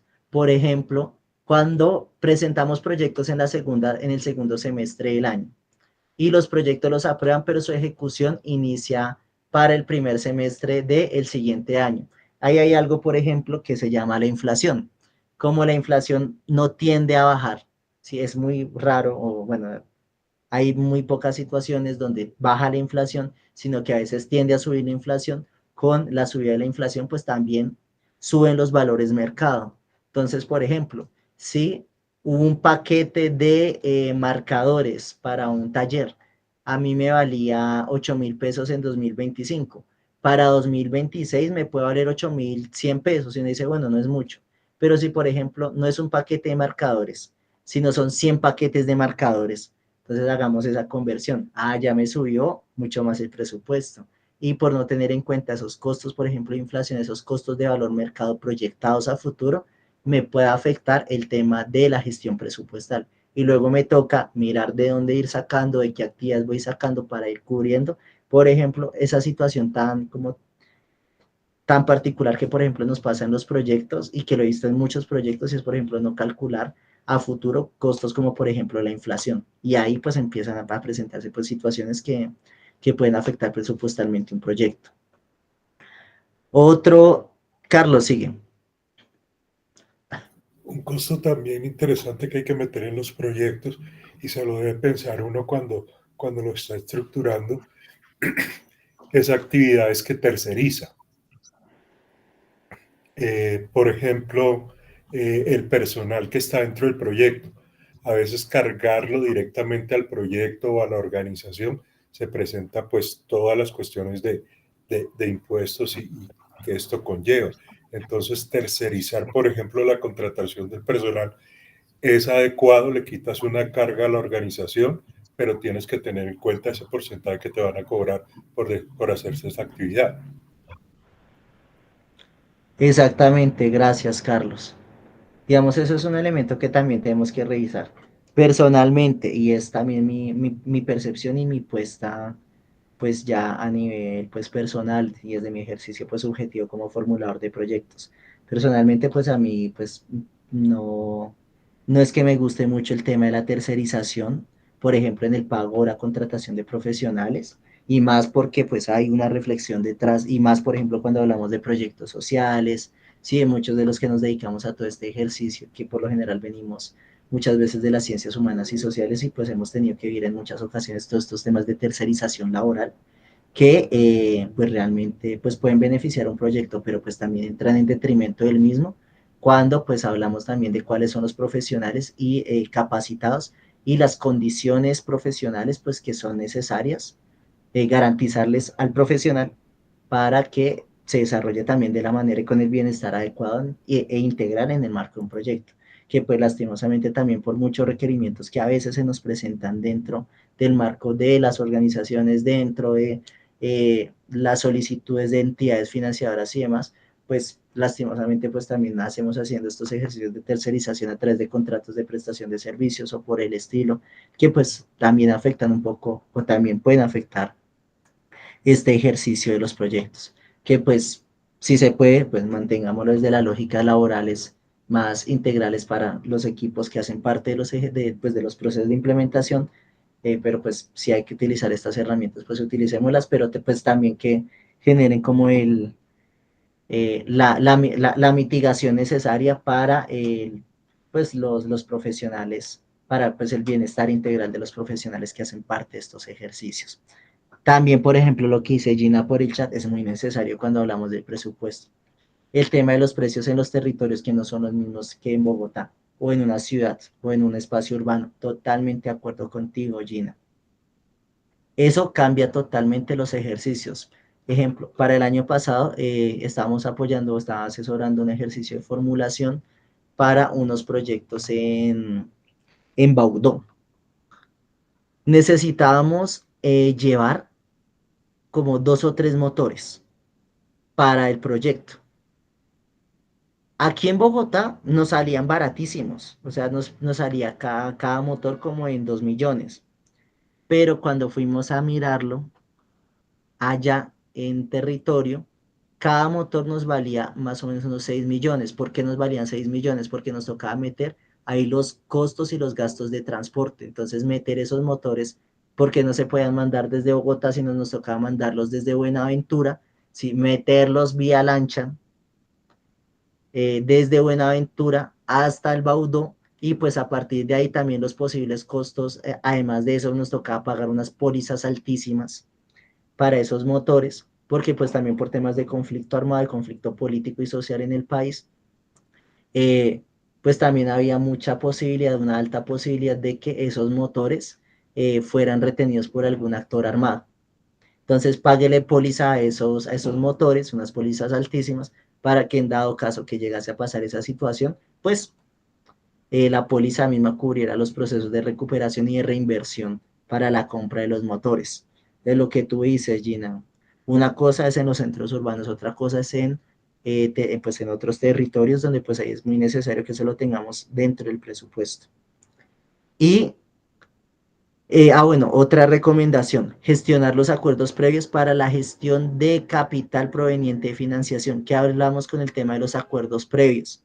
Por ejemplo, toda la discusión que acabamos de tener, que nos comentaba, por ejemplo, Didier, que nos comentaba Gina, sobre los costos de formulación, eso es gestionar acuerdos previos. Sí, ¿cuáles son los acuerdos previos que vamos a tener como entidad, que vamos a tener como profesionales, como equipo de formulación, respecto a el uso y destinación de capital, el uso y destinación del gasto que proviene de una entidad, de una organización de financiación? ¿Cómo se va a utilizar el gasto? Si se va a cobrar el tema de costos de formulación. ¿Sí? Listo, voy a cobrar 2%, voy a cobrar 5%, voy a cobrar 10% por la financiación, o no cobro perdón, por la financiación, por la formulación, o no cobro la formulación, pero dejo el acuerdo estipulado de que cuando ya el proyecto quede y empiece a implementarse, pues entro en un rol de coordinador o entro en un rol de asesoría del proyecto, y a partir de ahí pues empieza a hacer el pago de los procesos de formulación o de reconocimiento por la labor adelantada, por el trabajo adelantado.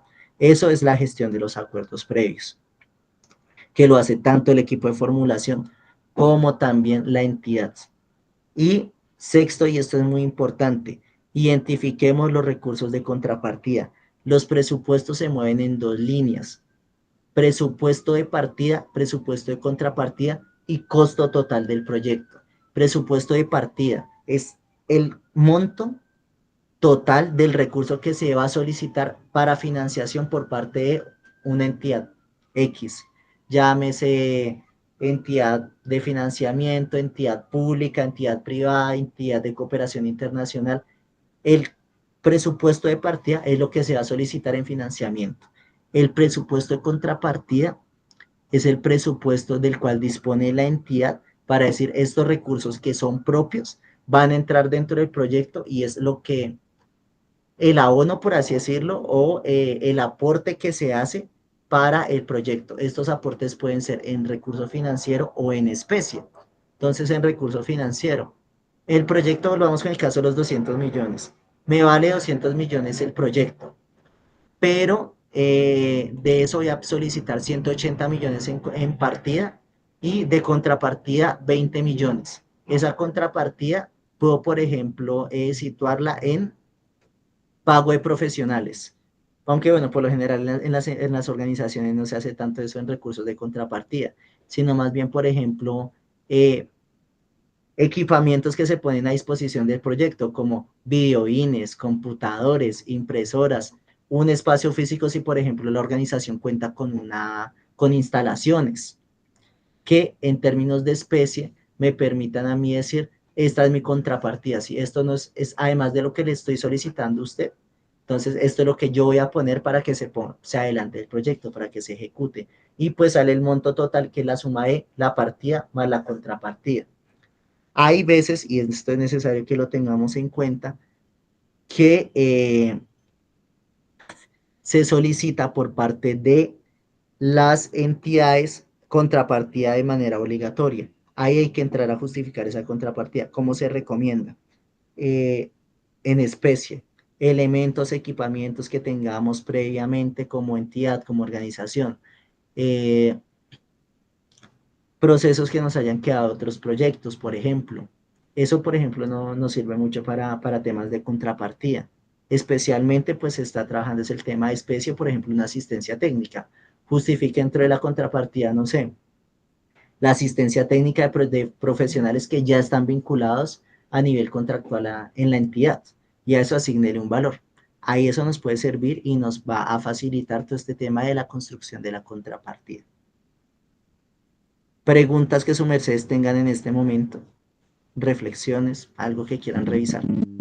Yo, una pregunta, profe, es que yo he escuchado últimamente que la contrapartida siempre es el 30%, pero no sé si es que siempre es así o esos son acuerdos entre el financiador o donde uno presenta el proyecto. No siempre es así, Gina. Eso es más una generalidad. Digamos, en todo este tema de formulación de proyectos siempre se recomienda una ponderación 70-30. 70% de partida, 30% de contrapartida. Pero eso depende, es de cada entidad de financiamiento, de los diálogos y negociaciones que se tengan para la gestión de financiación de un proyecto. Porque, por ejemplo, hay proyectos o convocatorias donde no te piden contrapartida, donde te dicen presente el 100% del proyecto y se entiende que ese 100% es el costo total, es el monto de partida y no se pide contrapartida. Pero, por ejemplo, hay otros que sí piden esa regla, esa ponderación 70-30. Listo, pídame el 70% de partida, pero usted me tiene que presentar un 30% de contrapartida sobre el costo total del proyecto. Caso, por ejemplo, los proyectos de Sistema General de Regalías, ellos sí piden una contrapartida. Caso, por ejemplo, algunas entidades de cooperación internacional, como lo es la ESID, piden contrapartida. Pero digamos, por ejemplo, proyectos de inversión pública financiados a través de fondos de transferencias, o por ejemplo, iniciativas ciudadanas o presupuestos participativos no piden contrapartida. Proyectos de financiación a través de ministerios o a través de agencias del Estado colombiano, no piden contrapartida. Procesos, por ejemplo, de cooperación internacional ante la USAID, por ejemplo, que eso, pues en algún momento también lo miré, no pedían contrapartida, sino presénteme el proyecto y si esa es su partida, entendemos que el costo total de la partida, se hace la financiación del mismo. Ahora, ¿cuál es la generalidad? Una ponderación 70-30. ¿Qué se recomienda? Igual tengamos, así sea pequeña, un monto de contrapartida. Cosa de que si llega a suceder o si la llegan a solicitar, exactamente lo que dice Nicole, o para cubrir los impuestos. porque hay veces también dentro de los proyectos, dentro de los presupuestos, dentro de los términos de referencia, que no se permite el pago de gastos indirectos, del gasto de impuestos, y los tiene que asumir la organización. Entonces, ahí, por ejemplo, también es necesario tener ese tema de contrapartida. Gracias, Nicolai, por la anotación, porque si en efecto, por ejemplo, esa parte de los impuestos, de la carga impositiva, a veces, pues no es cubierta, y se pide que eso haga parte de la contrapartida. Bueno, compañeros, compañeras. Sigue, Nicole. Profe, una pregunta más como general, de acuerdo a todas las sesiones que hemos tenido hasta el momento y las temáticas, en promedio, ¿cuánto se puede, en promedio de tiempo, cuánto se puede uno como formulador de proyectos gastar para formular, construir un proyecto? ¿Cuánto más o menos en tiempos vendría siendo la planeación y construcción de un proyecto? Nicole, la verdad, depende mucho es del requerimiento del proyecto. Depende mucho de eso. Yo no te podría dar en este momento, un estimado, porque depende, creo yo, de dos cosas. De la estrategia de cooperación, sí, de la estrategia de cooperación que tenga montada la entidad o la organización. Y por otro lado, también depende mucho del tipo de proyecto. Vamos, por ejemplo, si es una organización y esa organización me pide a mí como formulador o formuladora, mónteme un banco de proyectos. Entonces yo puedo decir, listo. Por ejemplo, un proyecto así bien estructurado, bien bacano, o sea, con todos estos elementos, por ejemplo, que les hemos venido presentando, que les he venido compartiendo, puede demorar por ahí un mes, o sea, para que quede bien estructurado un mes, donde uno se diseña su propio cronograma de formulación, donde uno semana a semana, pues dice, vamos a ir sacando semana a semana estas tareas. Experiencia personal, que se pueda demorar entre 1 a 2 meses, pero eso depende mucho del tipo de proyecto. Por ejemplo, si es un proyecto, vuelvo y retomo el caso, un proyecto de iniciativa ciudadana, un proyecto que uno sabe que es de 10 a 20 millones, uno sabe que, y además porque eso también se va desarrollando con la experiencia, en una semana, semana y media, uno lo formula, porque además no es tanto lo que necesita, sino estipúleme el perfil del proyecto, objetivos, actividades, productos, resultados, población que usted va a incluir, comunidad y cuáles van a ser los entregables. Entonces es mucho más fácil. Pero, por ejemplo, un proyecto de Sistema General de Regalías, que me pasó, por ejemplo, el año pasado, que estuve apoyando ese ejercicio de formulación, que pedía, mejor dicho, todo esto y más cosas, porque estaba dentro del OCAD de Ciencia, Tecnología e Innovación. La formulación nos demoramos alrededor de 3 meses. Sí, 3 meses así formulando, pero nos salió un documento de más o menos 230 páginas. Eso también va a depender mucho de la convocatoria también, porque pues, por ejemplo, si me pide algo muy rápido como un perfil de técnico de proyecto, en semana y media, 2 semanas lo tengo. Pero si, por ejemplo, es una convocatoria del Sistema General de Regalías, yo sé que me puedo demorar 2, 3 meses hasta que yo tenga un documento de 300 páginas que le pueda entregar al DNP y al OCAD y decirle, vaya y evalúelo y nos vemos dentro de 3 meses. Pero por lo general, un proyecto así bien estructuradito con todas las cosas, se puede estar demorando 1 mes, 2 meses. Pero pues eso es en la experiencia propia, o sea, esto es también respondiendo desde la subjetividad personal, desde lo que yo como Andrés puedo demorarme en ese ejercicio. Vale, profe, muchas gracias.